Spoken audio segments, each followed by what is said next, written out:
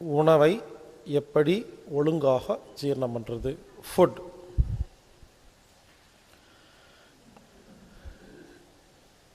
ஏற்கனவே பார்த்தோம், சாப்பாடு, தண்ணி, தூக்கம், மூச்சுக்காத்து, உழைப்பு, மனது 6 விஷயத்தை ஒழுங்கு பண்ணால் நமது ரத்தம் சுத்தமாகும்னு பார்த்தோம்.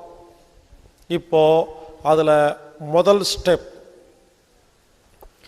உணவை எப்படி சாப்பிட்டா அதை நல்லபடியாக ஜீரணம் பண்ணுறதுன்னு இப்போ நாம் கற்றுக்க போகிறோம். அதில் ஒரு முக்கியமான விஷயம் என்னென்னா, முதல் பாயிண்ட், 3 மாதத்துக்கு ஒருக்கா கண்டிப்பாக பேதிக் சாப்பிடணும். என்னதான் ஒழுங்காக சாப்பிட்டாலும் வயிற்றுக்குள்ள பித்தம் குப்பையெல்லாம் தேங்கிரும், குடல்ல நிறைய புழு பூச்சியெல்லாம் தங்கிரும்.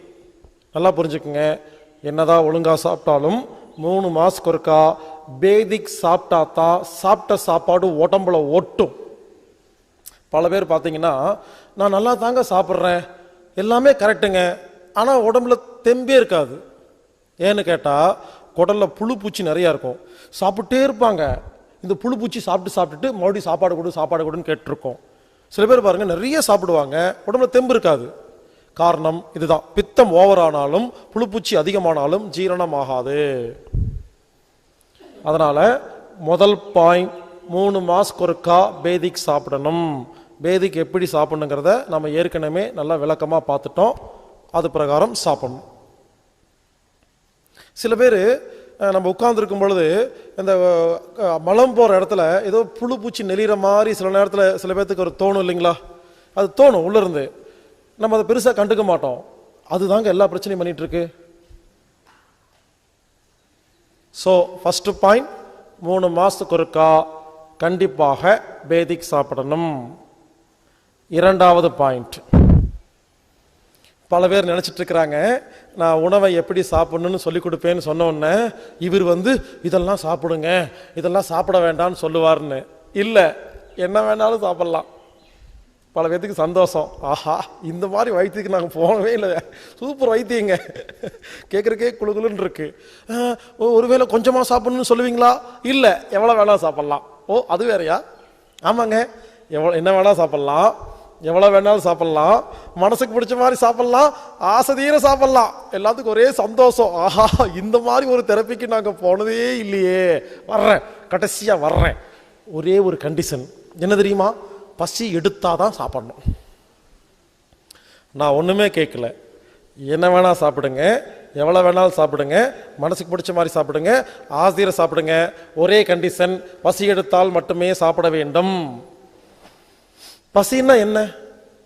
பசின்னா என்னன்னா, வாயு வயிறு குடல்ல ஜீரண சுரப்பி எல்லாம் சுரந்துட்டு எல்லாம் ரெடியாகி, ஹலோ இப்போ சாப்பிடுங்க, நீங்கள் சாப்பிட்ற சாப்பாட்டில் நல்ல சர்க்கரை, நல்ல கொழுப்பு, நல்ல புரோட்டீனை நான் தயாரி பண்ணி ரத்தத்தில் கலக்கிறேன் அப்படின்னு வயிறு உடம்பு நம்பிக்கிட்ட சொல்ற பாஷைக்கு பேர் தான் பசி. புரிஞ்சுக்கங்க, பசி எடுத்து சாப்பிட்டா மருந்து, பசி இல்லாம சாப்பிட்டா அது ஒரு சாதாரண உணவு, அவ்வளவுதான். புரிஞ்சுக்குங்க, பசி எடுத்து சாப்பிட்டா நல்லது, பசி எடுக்காம சாப்பிட்டா நல்லது இல்லை. இந்த இடத்துல ஒரு முக்கியமான விஷயம் சொல்றேன். நான் இதுக்கு முன்னால நிறைய பேசின வீடியோ எல்லாம் பார்த்துருப்பீங்க. அதுல பசி எடுத்து சாப்பிட்டா மருந்து, பசி இல்லாம சாப்பிட்டா குப்பை, விஷம், நோயின்னு பேசியிருப்பேன். இப்போ நான் கொஞ்சம் மாற்றி இருக்கிறேன். இனிமேல் நான் பாருங்க, நல்லது இல்லைன்னு சொல்லுவேன். அப்போ நீங்களே புரிஞ்சுக்குங்க, ரொம்ப மோசமான வார்த்தைகள்லாம் வச்சுக்கங்க. ஏன்னா எனக்கு சொல்கிறக்கே பிடிக்கல அந்த வார்த்தைகள்லாம் இனிமேல். ஏன்னா எதை பற்றி பேசுகிறோமோ அதுவாக மாறிடுவோம்னு சொன்னா நானே நிறைய கெட்ட வார்த்தையெல்லாம் பேசிகிட்டு இருக்கிறேன். நிறுத்திட்டேன். புரிஞ்சுக்குங்க, இனிமேல் நான் பேசுகிற வார்த்தைகளில் நல்லது இல்லைன்னு சொன்னாவே அது ரொம்ப மோசமானதுன்னு புரிஞ்சுக்குங்க. தனியாக சொல்லிட்டு இருக்க மாட்டேன். அதனால் நல்லா புரிஞ்சுக்குங்க, பசி எடுத்து சாப்பிட்டா மருந்து, பசி இல்லாம சாப்பிட்டா நல்லது கிடையாது. அதனால இனிமேல் யாரா இருந்தாலும் பசி எடுத்து சாப்பிடுங்கள். இதைத்தான் திருவள்ளுவர் சொன்னார். மருந்தன வேண்டாவாம் யாக்கைக்கு அருந்தியது அற்றது போற்றி உணேன். அவர் என்ன சொல்றாரு? மருந்து பாருங்க, யாக்கைன்னா உடம்பு. திருவள்ளுவர் சொல்றாரு உடம்புக்கு மருந்து மாத்திரை வேண்டாங்க. எப்போ? பசி எடுத்து சாப்பிட்டா போதும். சாப்பிட்டு ஜீரணமாகி மறுபடியும் பசி எடுத்து சாப்பிட்டீங்கன்னா உங்களுக்கு மருந்து மாத்திரையே வேண்டான்னு திருவள்ளுவர் சொல்றாரு. அதனால தயவு செய்து புரிஞ்சுக்குங்க. செகண்ட் பாயிண்ட், பசி எடுத்தாதான் சாப்பிடணும். டிவி, பேப்பர், இன்டர்நெட்ல எல்லாம் நேரத்துக்கு ஒழுங்கா சாப்பிடுங்க, நேரத்துக்கு ஒழுங்கா சாப்பிடுங்கன்னு கத்துறாங்கல்ல. இந்த கூட்டத்தில் எத்தனை பேருங்க நேரத்துக்கு ஒழுங்கா சாப்பிட்றீங்க? யாரெல்லாம் நேரத்துக்கு ஒழுங்கா சாப்பிட்றீங்களோ உங்களுக்கு எல்லா பிரச்சனையும் வரும். இங்க பாருங்க, நேரத்துக்கு ஒழுங்கா சாப்பிட்றதுங்கிறது வேற, பசி எடுத்து சாப்பிட்றதுங்கிறது வேற. ரெண்டுக்கு நிறைய வித்தியாசம் இருக்கு. அதை புரிய வைக்கிட்டா, ஒரு வீட்டில் ஒரு அம்மா என்ன பண்றாங்க, காலையில் 8 மணிக்கு 5 இட்லி சாப்பிட்றாங்க. எந்த வேலை வெட்டிக்கும் போறதில்ல. பெரிய பணக்கார வீட்டம்மா, எல்லா வேலைக்கும் ஆள் இருக்காங்க, மெய்டு வேலைக்கு ஆளு. உட்காந்துட்டு டிவி பார்க்குறாங்க. ஒரு 11 மணிக்கு சொந்த பந்தங்கள் உட்காந்துட்டு சக்திக்கு ரேஷ்மிக்கு சண்டை உட்காந்துட்டு அழுதுட்டு இருக்காங்க. அப்புறம் பொம்மலாட்டம், வெள்ளை தாமரை, பொண்ணு ஊஞ்சல். அதில் சுரேஷ் போய் கொடுமைப்படுத்துறான் அந்த நந்தினியை, உட்காந்து அழுதுட்டு. அதுக்கப்புறம் வள்ளி வேற வந்துருச்சு. 2:30 மணி ஆகி போச்சு. டைம் பார்க்குறாங்க, ஐயோ 2:30 மணி ஆகி போச்சா, மதிய சாப்பாட்டை மறந்தே போயிட்டேன்ட்டு ஓடி போய் எடுத்து அள்ளி அள்ளி கொட்டிக்கிறீங்களே, அதான் மறந்து போச்சல, அப்புறம் சோத்து பார்க்க போறீங்க. புரிஞ்சுக்குங்க, 2:30 மணி டைம் ஆச்சு. பட் பசிச்சுதா? இல்லை இல்லை. அப்ப பசி எடுக்கல என்ன அர்த்தம்? காலைல சாப்பிட்ட இட்லி இன்னும் ஜீரணமாகலன்னு அர்த்தம். நல்ல சக்கரை நல்ல கொழுப்பா இன்னும் மாறலன்னு அர்த்தம். புதுசா ஜீரணத்துக்கு சுரப்பிகள் சுரக்கலன்னு அர்த்தம். இப்போ டைமை மட்டும் பார்த்துட்டு மதிய சாப்பாடு சாப்பிட்டா இந்த சாப்பாடு ஜீரண சுரப்பிகளே இல்லையா? அப்போ ஒழுங்கா ஜீரணமாகாம கெட்ட சக்கரை கெட்ட கொழுப்பா போய் எல்லா வியாதியும் உண்டு பண்ணுமா? ஏற்கனவே சாப்பிட்ட இட்லியும் கெடுத்துருமா? புரிஞ்சுக்கங்க, நமக்கு ஆரோக்கியம் கெட்டு போறதுக்கு அடிப்படை காரணம் என்னன்னா, பசி இல்லாம சாப்பிட்ற ஒவ்வொரு வாய் சாப்பாடும். அதனால டைம் பார்த்து சாப்பிடாதீங்க, பசி எடுத்தா சாப்பிட்டா போதும். இன்னொரு வீட்டில் இன்னொரு அம்மா என்ன பண்றாங்க, காலைல 8 மணிக்கு 5 இட்லி சாப்பிட்றாங்க. மாடு மாறி மாங்குன்னு எல்லா வேலையும் செய்யறாங்க. ஒரு 11 மணிக்கு கபகபான்னு பசிக்குது, உடம்பு கேட்குது. இவங்க என்ன பண்றாங்க, டைமை பார்த்துட்டு 11 மணி தான் ஆச்சா, நான் 2 மணிக்கு தான் சாப்பிடுவேன், ஏன் லஞ்ச் டைம் 2 மணின்னு வெயிட் பண்ணிட்டு இருந்தா அதுவும் நல்லது கிடையாது. ஏன்? 11 மணிக்கு பசிக்குது, வயிறு கேட்குதா இல்லையா, சாப்பிடுன்னு சொல்லி சாப்பிட்டு போக வேண்டியதானே. இப்ப 11 மணிக்கு பசி எடுத்து 2 மணிக்கு சாப்பிட்டா 12, 1, 2, 3 மணி நேரம் டிலேவா லேட்டா? அப்ப 3 மணி நேரத்துல அந்த ஜீரண சுரப்பிகள்லாம் நீர்த்து போயிருக்குமா? யோசிச்சு பாருங்க, இதுவும் தப்பு தானே. என்ன சொல்ல வரேன்னா, நல்லா கேட்டுக்குங்க, பசி எடுத்தா சாப்பிடணுங்கிறதா உண்மையே தவிர இனிமேல் நேரமே பார்க்காதீங்க. பசி எடுத்து சாப்பிடாம இருந்தாலும் நல்லதில்ல, பசி எடுக்காம சாப்பிட்டாலும் நல்லது கிடையாது. அதனால இனிமேல் இங்க பாருங்க, வாட்சுக்கும் டைமுக்கும் சாப்பாட்டு டைமுக்கும் சம்பந்தமே கிடையாதுங்க. எப்ப பசிக்குதோ அப்பதான் சாப்பிடணும். ஒரு முறை சாப்பிட்டா மறுபடியும் அடுத்த பசி வரைக்கும் காத்திருக்கணும். இதுதான் சாப்பாட்டு சாப்பிட்ற முறை. அதனால எல்லாரும் நல்லா கவனிங்க. 2வது முக்கியமான பாயிண்ட், இனிமேல் பசி எடுத்தால்தான் சாப்பிடணும். இங்க பாருங்க, இந்த மாதிரி மேடையில் உட்காந்து மைக்கு பிடிச்சி பேசுறது ரொம்ப ரொம்ப சுலபம், செய்யறது கஷ்டம் தெரியும். ஒரு கம்பெனியில் வேலை செய்கிறீங்க, 1 மணிக்கு போயிட்டு 2 மணிக்கு வான்னு சொல்ல போகிறாங்க லஞ்ச் டைம். அப்போ போய் எனக்கு பசி இல்லை சார், நான் சாப்பிட மாட்டேன் அப்படின்னு சொன்னால் வேலையை விட்டு துரத்தி விட்ருவாங்க. ஒரு காலேஜ் ஸ்கூலில் படிக்கிற குழந்தைகள் இருக்குது, 12 மணிக்கு போயிட்டு 1 மணிக்கு வான்னு சொல்கிறாங்களா லஞ்ச் டைம், சாப்பிட்டு தான் ஆகணும். அதை விடுங்க, பசி எடுத்தாதான் சாப்பிடணும்னு சொல்ற நம்ம கிளாஸ்லயே இன்னைக்கு 1:30 மணிக்கு போயிட்டு 2:30 மணிக்கு வாங்கன்னு சொல்ல போறேன். உங்களுக்கு பசி இருக்கோ இல்லையோ சாப்பிட்டு வந்துதான் ஆகணும், நானும் சாப்பிட்டு வந்துதான் ஆகணும். புரிஞ்சுக்குங்க, பிராக்டிக்கல் டிஃபிகல்ட்டி இருக்கு, நடைமுறையில் சில சிக்கல் இருக்கு, நான் ஒத்துக்கிறேன். பட் அதுக்கு உடம்பெல்லாம் ஒத்து வராது, உடம்புக்கு தெரியாது, அது ரூல்ஸ் தான். புரிஞ்சுக்குங்க, நான் என்ன சொல்ல வரேன்னா, ஒரு நாளைக்கு 3 நேரம் சாப்பிட்றோமா, மாசம் 90 முறை சாப்பிட்றோமா, 90 முறையும் பசி எடுத்து சாப்பிடுங்கன்னு சொல்ல வரல, அது ரொம்ப கஷ்டம், முடியாது, எனக்கு தெரியும்.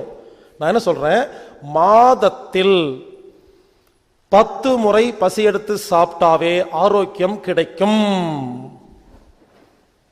இனிமேல் என்ன பண்ணுங்க, எப்பப்பெல்லாம் முடியுதோ அப்பப்பெல்லாம் பசி எடுத்து சாப்பிடுங்க. உதாரணமா நீங்க ஒரு கம்பெனி முதலாளி, சரிங்களா? நீங்க டைம் பார்த்து சாப்பிடணும், நினைச்சா சாப்பிடலாமா இல்லையா? ஒரு கடை வச்சிருக்கீங்க, பின்னால வீடு இருக்கு, நினைச்சா சாப்பிடலாமா இல்லையா? நீங்க டைம் பார்த்து சாப்பிடணும்.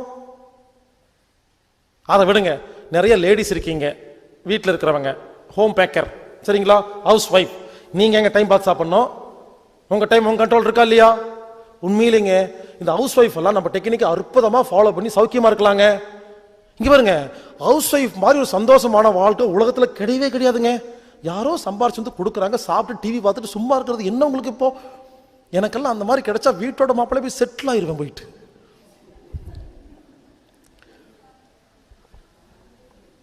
புரிஞ்சுக்குங்க எதுக்கு சொல்ல வரேன்னா, சில பேர் ஃபாலோ பண்ண முடியுங்க, சில பேர் முடியாது, ஒத்துக்கிறேன். பட் அவங்க நைட்டு வீட்டுக்கு வரீங்க, கம்பெனிக்கு வேலைக்கு போறீங்க, ஓகே, நைட்டு வீட்டுக்கு வரீங்க, ஒரு 8 மணிக்கு சப்பாத்தி ரெடின்னு கூப்பிடுறாங்க. என்ன சொல்லலாம்? இங்க பாருமா, எனக்கு பசி இல்லை, நீ சாப்பிடு, எனக்கு பசி எடுக்கும் போது சாப்பிட்றேன்னு சொல்லலாமா? எப்படி நைட்டு 1 மணிக்கு தான் தூங்க போறீங்க? புரிஞ்சுக்குங்க, ஞாயிற்றுக்கிழமை லீவு, சாப்பாடு ரெடின்னு கூப்பிடுறாங்க, ஏன் போய் சாப்பிட்றீங்க? நான் சொல்றது புரிஞ்சுங்களா? எல்லா நேரத்திலையும் பசி எடுத்து சாப்பிட முடியாது, ஒத்துக்கிறேன். ஆனா எப்பப்பெல்லாம் முடியுதோ அப்பப்பெல்லாம் பசி எடுத்து சாப்பிடலாமா இல்லையா? இனிமேல் பசி எடுத்து சாப்பிட்றதுக்காக காத்திருங்கள். எப்பப்பெல்லாம் முடியுதோ அப்பப்பாவது சாப்பிடுங்க. இங்க பாருங்க, இனிமேல் டெய்லி நைட்டு தூங்குறதுக்கு முன்னால கண்ணை மூடி 1 நிமிஷம் யோசிங்க, இன்னைக்கு ஒரு நேரமாவது பசி எடுத்து சாப்பிட்டீங்களான்னு யோசிங்க, சரியா? ஒரு டைரி வச்சுக்கோங்க, இன்னைக்கு ஒரு நேரம் பசி எடுத்து சாப்பிட்டுச்சுன்னா அந்த டைரியில் ஒரு கோடு போடுவீங்க, சரிங்களா? இங்க பாருங்க, இது ரெகுலரா ஃபாலோ பண்ணணும். நான் திடீர்னு உங்க வீட்டுக்கு என்னைக்காவது வருவேன், டைரி கேட்பேன், எடுத்து கொடுக்கணும், செக் பண்ணி பாப்பா, கணக்கு போட்டு மாசத்துல குறைஞ்சது 10 கோடு இருக்கணும். அதுக்காக 10 கோடு போட்டு முடிச்ச உடனே இந்த மாசம் கோட்டா முடிஞ்சு போச்சுன்னு தப்பு தப்பா சாப்பிடக்கூடாது. குறைஞ்சபட்சம் 10, அதிகபட்சம் 90 முயற்சி பண்ணுங்க. அதனால 2வது பாயிண்ட் எல்லாரும் நல்லா கேட்டுக்கங்க, இந்த 5 நாள்ல இந்த பாயிண்ட் தான் ரொம்ப ரொம்ப ரொம்ப ரொம்ப முக்கியமான வெயிட்டேஜான பாயிண்ட். பசி எடுத்தால் தான் சாப்பிடணும்.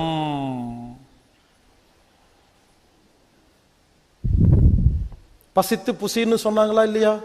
அதனால இனிமேல் பசி எடுத்தா சாப்பிட்றதுக்கு முயற்சி பண்ணுங்க. இதுல ஒரு காமெடி என்னன்னா, நான் ஒவ்வொரு நாளும் ஒவ்வொரு ஊர்லயும் போய் பசி எடுத்தா சாப்பிடுங்க, பசி எடுத்தா சாப்பிடுங்கன்னு பிரச்சாரம் பண்றேன். பேசி முடிச்சுட்டு வீட்டுக்கு போன உடனே என்னுடைய மெயில் ஐடிக்கு நிறைய மெயில் வருது. எப்படி தெரியுமா வருது? சார் பசி எடுத்து சாப்பிடுங்க, பசி எடுத்து சாப்பிடுங்கன்னு சொல்லி நீங்க கத்துறீங்களே, can you please define what is mean by பசி? சில பேர் அனுப்புறாங்க. சில பேருக்கு பசி தெரியலையாமா. உள்ள விட்டுக்கிட்டே இருந்தா எப்படி தெரியும்? Stop the nonsense. உள்ள விட்டுக்கிட்டே இருக்க வேண்டியது, அப்புறம் எப்படி பசி தெரியும்? வெக்கம் இல்லாம ஃபோன் பண்ணி, சார் அந்த பசின்னா எப்படி இருக்கும்? யாருக்காவது தெரியலையா? எங்க வீட்டுக்கு வாங்க, ஒரு ரூம்ல பூட்டி வச்சிருவேன், 7 நாளைக்கு தண்ணி மட்டும் தான் கொடுப்பேன், சோறே கொடுக்க மாட்டேன். ஐயோ அம்மா பசிக்குதுன்னு கத்துவீங்க, இப்ப தெரிஞ்சு போச்சா போன்னு துரத்தி விட்டுருவேன். உண்மையிலேங்க இப்பெல்லாம் யாருக்குமே பசியே தெரியல, அது என்னன்னு கேட்கிறாங்க. அந்த அளவுக்கு நம்ம வாழ்ந்துட்டு இருக்கிறோம். புரிஞ்சுக்குங்க, பசி எடுத்தால் சாப்பிடணும், இது ரொம்ப ரொம்ப ரொம்ப முக்கியமான ஒண்ணு. இங்க பாருங்க, இதை கோட்டை விட்டுட்டு இதுக்கப்புறம் நிறைய பாயிண்ட் சொல்லுவேன், அதெல்லாம் ஃபாலோ பண்ணி பிரச்சனை ஒன்றும் பெரிய விஷயம் இல்லை. இதுதான் வெயிட்டேஜ் அதிகம். 3வது பாயிண்ட், சாப்பிடும் பொழுது எச்சில் கலந்து சாப்பிடணும். எச்சில் கலந்த சாப்பாடு மருந்து, எச்சில் கலக்காத சாப்பாடு உடம்புக்கு நல்லது கிடையாது. எச்சில் இருக்கு இல்லையா, அதுல ஏகப்பட்ட என்சைம் இருக்கு. இது என்ன பண்ணுது? சாப்பாட்டில் உள்ள மூலக்கூறுகளை, கார்போஹைட்ரேட், புரோட்டீன், விட்டமின் இருக்கு இல்லையா, அந்த மூலக்கூறுகளை பிரிப்பது எச்சில் தாங்க. உண்மையிலேயே சொல்ல போனா எச்சில் தான் ஜீரண உறுப்புங்க, வாய் தான் ஜீரண உறுப்புங்க. நான் கேட்கிறேன், வாய் மட்டும் நம்ம கண்ட்ரோல் இருக்கு இல்லையா, வயிறு நம்ம கண்ட்ரோல் இருக்கா, குடல் கண்ட்ரோல் இருக்கா? அப்போ இங்க ஒழுங்கா ஜீரணமானாதானே அங்க ஒழுங்கா ஜீரணமாகும். வயிற்றுல யாராவது ஜீரணம் பண்றதுக்கு இன்ஸ்ட்ரக்ஷன் கொடுக்குறோமா? அது ஆட்டோமேட்டிக் நடக்குதா? ஆனா வாய் நம்ம கண்ட்ரோல் இருக்கா? நல்லா கேட்டுக்குங்க, உணவும் எச்சிலும் கலந்தா எச்சில்ல டைலின் அமிலேஸ் ஒரு என்சைம் இருக்கு, அதுதான் சர்க்கரையை நல்ல சர்க்கரையா மாத்திர என்சைம். யாரெல்லாம் எச்சில் கலந்து சாப்பிட்றீங்களோ நல்ல சர்க்கரை, சர்க்கரை நோய் குணமாயிரும். யாரெல்லாம் எச்சில் கலக்காம சாப்பிட்றீங்களோ கெட்ட சர்க்கரை, சர்க்கரை நோய் வரும், சர்க்கரை நோய் குணமாகாது. புரிஞ்சுக்குங்க, இது வரைக்கும் எப்படி சாப்பிட்டு இருப்போம்? எல்லாரும் வாயை பாருங்க, எப்படி சாப்பிடுவோம்?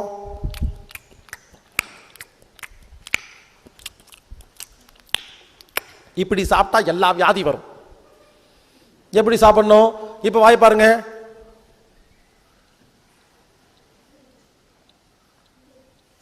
அதுக்கும் இதுக்கு என்ன வித்தியாசம்? முதல்ல சாப்பிடும் பொழுது உதட்ட பிரிச்சு மென்ன, இப்போ உதட்ட மூடி மெல்றனா? நல்லா கேட்டுக்குங்க.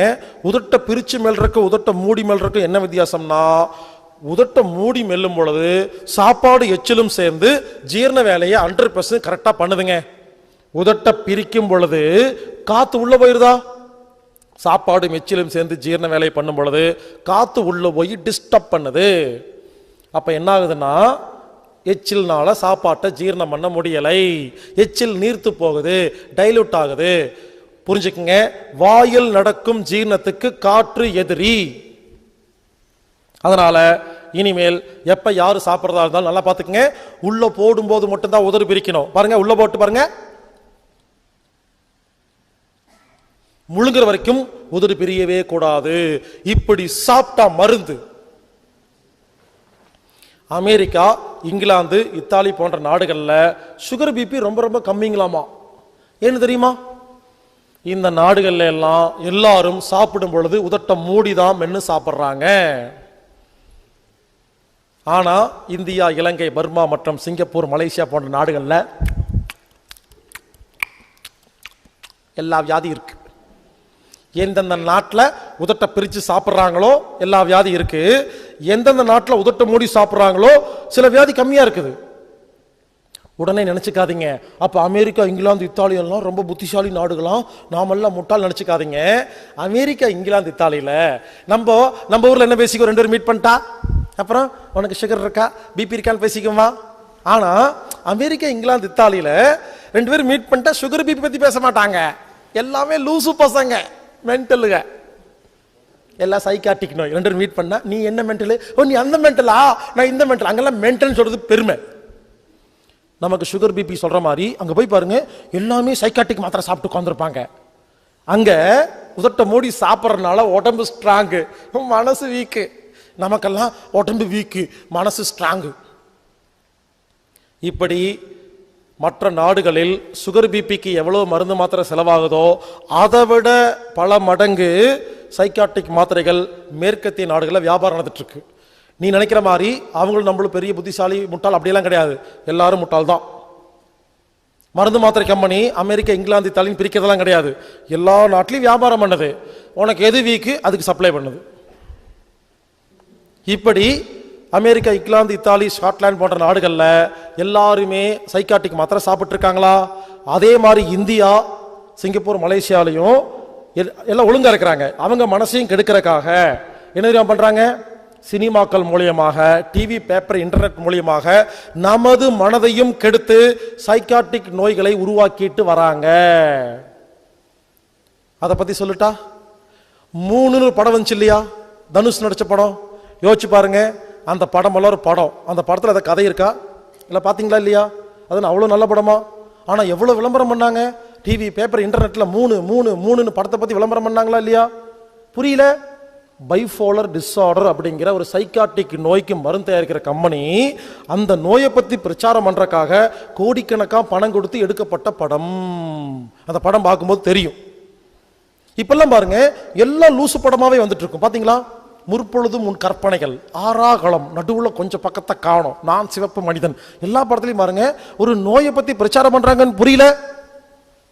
ஏங்க, நான் 8 வருஷமா உட்காந்து யோசிச்சு பாருங்க, சின்ன பையன் 8 வருஷமா உட்காந்து எத்தனை நாட்டுக்கு போய் மாங்கு மாங்கு மாங்கு மாங்குன்னு டெய்லி 8 மணி நேரம் கத்திட்டு இருப்பனாமா, இவங்க யாருக்குமே தெரியாதாமா. புரிஞ்சுதா? இதே ஒரு படத்துல இந்த விஷயத்தை சிம்பிளா சொல்லியிருந்தா இந்நேரம் உலகமெல்லாம் ரீச் ஆயிருக்குமா இல்லையா? சொல்ற கேளுங்க. எல்லா மருந்து மாத்திரை கம்பெனி என்ன பண்றாங்கன்னா, டிவி, பேப்பர், இன்டர்நெட்டை கையில் வச்சிருக்காங்க. இவங்க என்ன பண்றாங்க, இவங்க பிரச்சாரத்துக்காக பயன்படுத்திட்டு இருக்கிறாங்க. நம்ம ஊர்ல இருக்கிற நடிகர்கள், நடிகைகள், இந்த அரசியல்வாதிகள், டைரக்டர்கள் என்ன பண்றாங்க, அவங்ககிட்ட காசு வாங்கிட்டு நோய்களை பிரச்சாரம் பண்றதுக்காக ஊடகமா பயன்படுத்திட்டு இருக்கிறாங்க. அதனாலதான் நல்ல விஷயம் எதுவுமே வரமாட்டேங்குது. புரிஞ்சுக்குங்க, ரொம்ப சிம்பிளா சொல்றேன். இப்ப இருந்து ஒழுங்கா மனசு வச்சுக்குங்க, இல்லைன்னா உங்களுக்கு சைக்காட்டிக் நோய் சொல்லி மாத்திரை கொடுத்துருவாங்க. இப்பெல்லாம் போங்க, எந்த ஹாஸ்பிட்டல் போய் ஒரு நோய் வந்து எல்லா ஸ்கேன் ரிப்போர்ட் எடுத்து ஒண்ணுமே சரியில்லை, எல்லாமே ஒழுங்கா இருக்குன்னு வச்சுங்களேன், கடைசியா டாக்டர் சொல்லுவாரு எல்லாமே ஒழுங்கா இருக்குது, ஐ திங்க் உங்களுக்கு மனசுல தான் ப்ராப்ளம் போல் இருக்கு, அங்க போங்கன்றாங்க. எல்லாமே ஒழுங்கா இருந்தா மென்டல்ன்றாங்க. உண்மையில இங்க பல பேர் மாத்திரை சாப்பிட்டு உட்கார்ந்துருக்காங்க. அவங்க சொல்றாங்க ஸ்கேன் பண்ணி பார்த்தாங்க எல்லாமே கரெக்டா இருக்குது, அப்புறம் உங்களுக்கு ஏன் தலைவலி வருது, I think it's kind of அப்படின்னு சொல்லி ஒரு பேர் வச்சு, என்னமோ சோமியா மீமியா சேமியான்னு ஒரு பேர் வச்சு ஏதோ ஒரு பேர் வச்சிருவாங்க, நோய், சைக்காட்டிக் நோய். ஸோ புரிஞ்சுக்குங்க, உதட்டை மூடி சாப்பிட்டா மருந்து, உதட்டை பிரித்து சாப்பிட்டா நல்லதில்லை. அதனால இனிமேல் எல்லாரும் எப்ப சாப்பிட்டாலும் எதை சாப்பிட்டாலும் உதட்டை மூடி மெல்லுங்க. பல பேர் யோசிக்கிறீங்க, உதட்டை மூடி சாப்பிட்டா லேட்டாகும் போல் இருக்குன்னு நினைக்கிறீங்களா? கிடையாது, சீக்கிரம் சாப்பிட்றலாம், டைம் கம்மி தான் ஆகும். ஒன்று பண்ணுங்க, இன்னைக்கு நைட்டு போய் ஒரு சப்பாத்தி எடுத்து வாயில போடுங்க, உதட்டை பிரித்து மெல்லுங்க, 40 முறை மெல்லுங்க. 40 முறை மென்னதுக்கு அப்புறம் வாய்க்குள்ள பாருங்க, சப்பாத்தி சப்பாத்தி மாதிரியே இருக்கும், ஒண்ணுமே ஆயிருக்காது. இதே சப்பாத்தி வாயில போட்டு உதட்ட மூடி 4 முறை மெல்லுங்க, சப்பாத்தி கூழ் மாதிரி ஆயிரும். இப்ப சொல்லுங்க, 4 முறை மென்னு சப்பாத்தியா இருக்கிறதா, 40 முறை மென்னு சப்பாத்தியா இருக்கிறது நல்லதா, 4 முறை மென்னு கூழா மாத்திரம் நல்லதா? உதட்ட மூடி மெல்லுங்க, கொஞ்சமா மென்னனா போதும். உதட்ட பிரிச்சு 40 முறை மெல்றதை விட உதட்ட மூடி 4 முறை மென்றது சிறப்பு. அப்ப டைம் கம்மியாகும் அதிகமாகுமா? கம்மியாகும். என்ன முதல்ல ரொம்ப நாளுக்கு அப்புறம் ஆரம்பிக்கிறீங்களா? இன்னைக்கு போய் யாராவது முதல்ல உதட்ட மூடி மென்று சாப்பிட்டீங்கன்னா ஒரு சின்ன சிக்கல் வரும், தாடை நல்லா வலிக்கும் ஒரு 4 நாளைக்கு. ஏன்? 45 வருஷமா இல்லாத புது பழக்கம், சில பேர்த்துக்கு 60 வருஷமா இல்லாத புது பழக்கம். அப்போ வலிக்குமா இல்லையா? அதுக்கு பயந்து விட்டுறாதீங்க. ஏன்னா இது நீங்க இது வரைக்கும் வாழ்க்கையில முன்ன பின்ன உதட்ட மூடி சாப்பிட்டதே கிடையாது. பாருங்க, இந்த சைக்காட்டிக் நோயை பத்தி சொன்ன இல்லைங்களா, அமெரிக்கால இப்ப இருக்கிற எல்லா ஸ்கூல்லையும் ஒரு கொஸ்டின் பேப்பர் கேட்கறாங்களாமா. ஒரு கொஸ்டின் பேப்பருக்கு குழந்தைகிட்ட ஆன்சர் கேட்கறாங்களாமா. பாருங்க எவ்வளவு கொடுமைன்னு. எல்லா ஸ்கூல்லையும் போய் இருக்கிற குழந்தைகளை உட்கார வச்சு ஒரு பேப்பர் கொடுக்குறாங்களாமா, 21 கேள்வி. அந்த குழந்தை ஏபிசின்னு பதில் இருக்குமாமா, அதை டிக் பண்ணுமாமா. குழந்தைங்க ஸ்கூல்ல டிக் பண்ணி முடிச்ச உடனே அதை எடுத்துட்டு வந்து அதுக்கு மார்க் போட்டு, அதுல யாரு கம்மியா மார்க் வாங்குறாங்களோ அவங்களுக்கு மன ரீதியா பாதிச்சுட்டாங்கன்னு சொல்லி அந்த கொஸ்டின் பேப்பர் பார்த்தங்க, மிரண்டு போயிட்டுங்க. கேவலமா இருக்கு எல்லா கேள்வியும். அம்மா அடிச்சா அழுவியா, இது ஒரு கேள்வி. அதுக்கு ஏபிசி, சிரிப்பேன் அழுவேன் கத்துவேன், இப்படி ஏதாவது கேள்விங்க கேவலமா. அந்த கேள்விக்கு பதிலாமா அந்த ரிசல்ட் பேப்பர் பார்த்தேன், எப்படி தெரியுமா இருந்துச்சு? கேள்விக்கு பதில் எடுத்து அந்த மார்க் போடுற இடத்துல எவ்வளவு மார்க் எடுத்தா எந்த சைக்காட்டிக் நோய் எந்த மாத்திரை சாப்பிடணும், இதான் அந்த கேள்வி அந்த ஆன்சர் பேப்பர்ல இருக்கு. இதை டிக் பண்ணி கையில் கொடுத்து என்ன பண்றாங்களாமா, ஸ்கூல்ல எல்லாத்துக்கு முன்னாலையும் 100 பேர்த்த டெஸ்ட் பண்ணி 10 பேர்த்த கூட்டிட்டு வந்து இந்த 10 பேருக்கு இந்த மாதிரி சைக்காட்டிக் நோய் இருக்கு அப்படின்னு சொல்லி மாத்திரை கொடுத்தா, யோசிச்சு பாருங்க, நல்லா இருக்கிற குழந்தை இதுக்கப்புறம் பைத்தியம் பிடிச்சிருமா? எல்லாரும் கிண்டல் பண்ணுவாங்களா?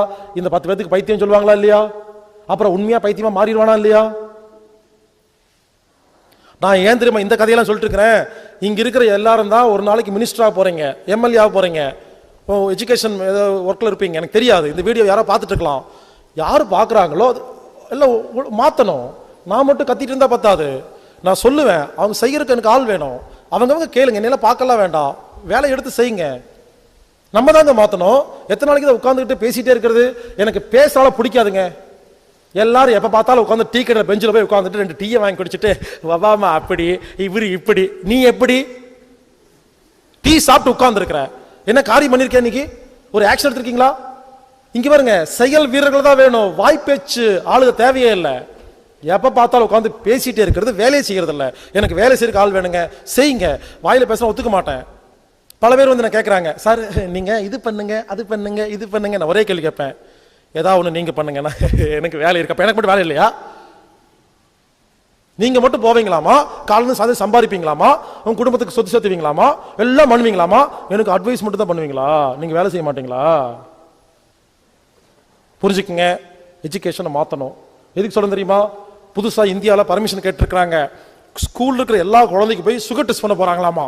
யோசிச்சு பாருங்க எவ்வளவு கேவலமா இருக்கும். எல்லா குழந்தைக்கும் சுகர் டெஸ்ட் பண்ணி ஒரு 10 குழந்தைக்கு இன்சுலின் கொடுத்துட்டாங்கன்னா இனிமேல் ஜாமெட்ரி பாக்ஸ் இன்சுலின் எடுத்துட்டு போறதா? இப்ப இருந்தே நாமெல்லாம் புரிஞ்சுக்கிட்டாதான் அந்த மாதிரி நடக்கும் பொழுது அதை எதிர்த்து நின்று அதுல இருந்து வெளியே வர முடியும் நம்மளால. அதனால எல்லாத்துக்கும் சொல்ற கேளுங்க. முதல் பாயிண்ட் பேதிக்கு சாப்பிடணும். ரெண்டாவது பாயிண்ட் பசி எடுத்தா சாப்பிடணும். மூணாவது பாயிண்ட் உதட்ட மூடி மெல்லாம் மென்னு சாப்பிடணும். சாப்பிடும் பொழுது உதட்டு பிரியவே கூடாது.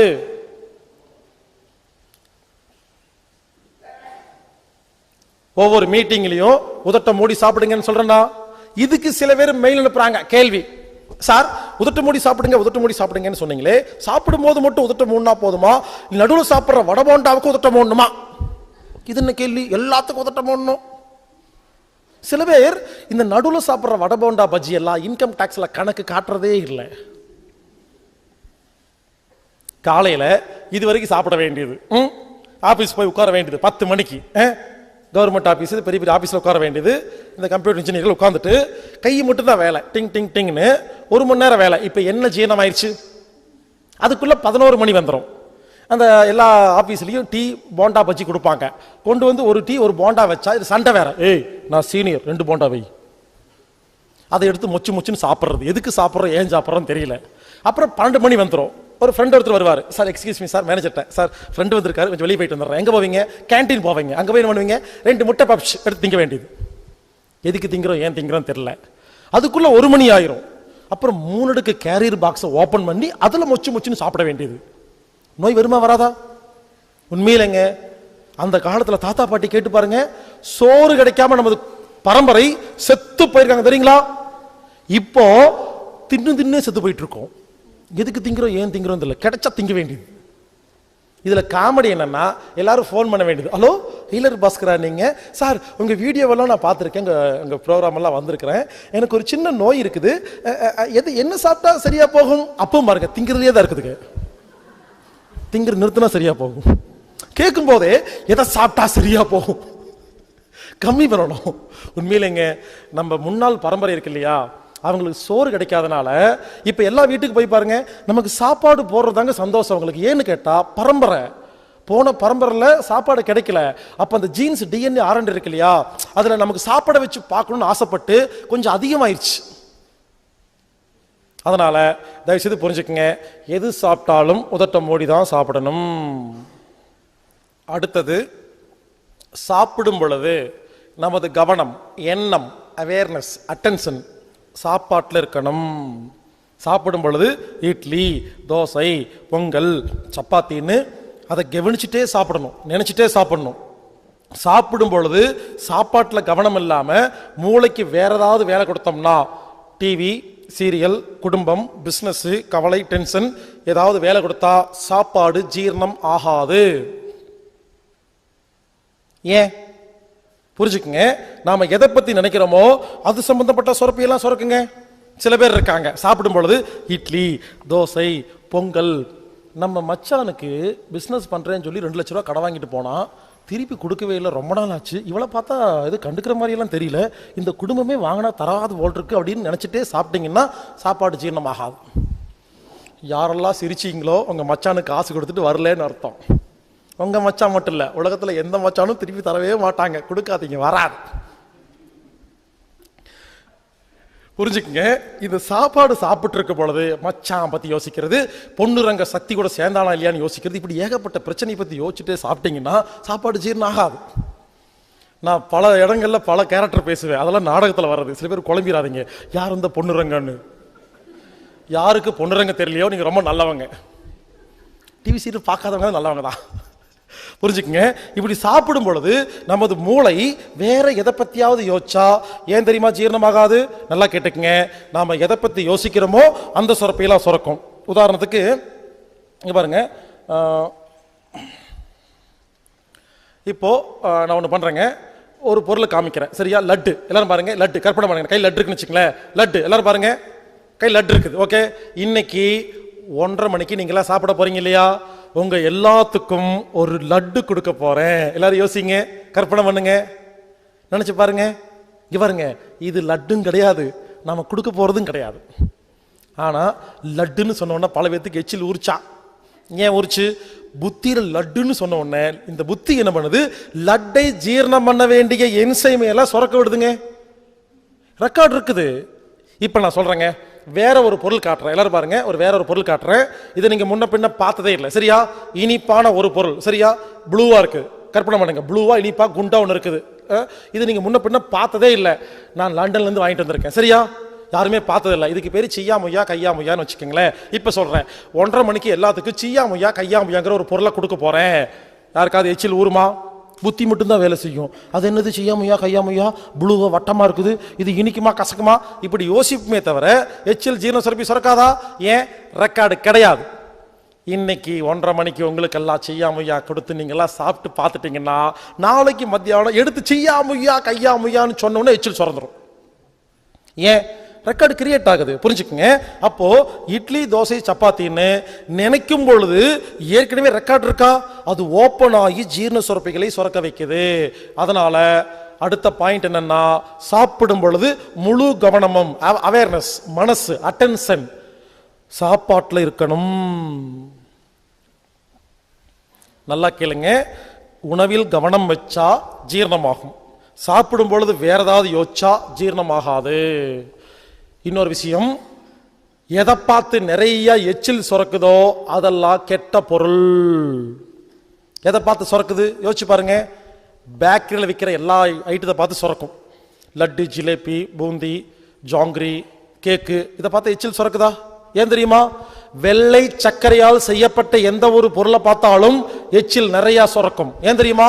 வெள்ளை சர்க்கரை என்பது விஷம். பாருங்க, வெள்ளை சர்க்கரை வாங்கவே கூடாது. அச்சு வெல்லம், உருண்டை வெல்லம், பனங்கருப்பட்டி, பஞ்சாமிர்தம், தேனு, சப்பாட்டா பழம் இதெல்லாம் சாப்பிடுங்க, நல்லது. வெள்ளை சர்க்கரை கெட்டது.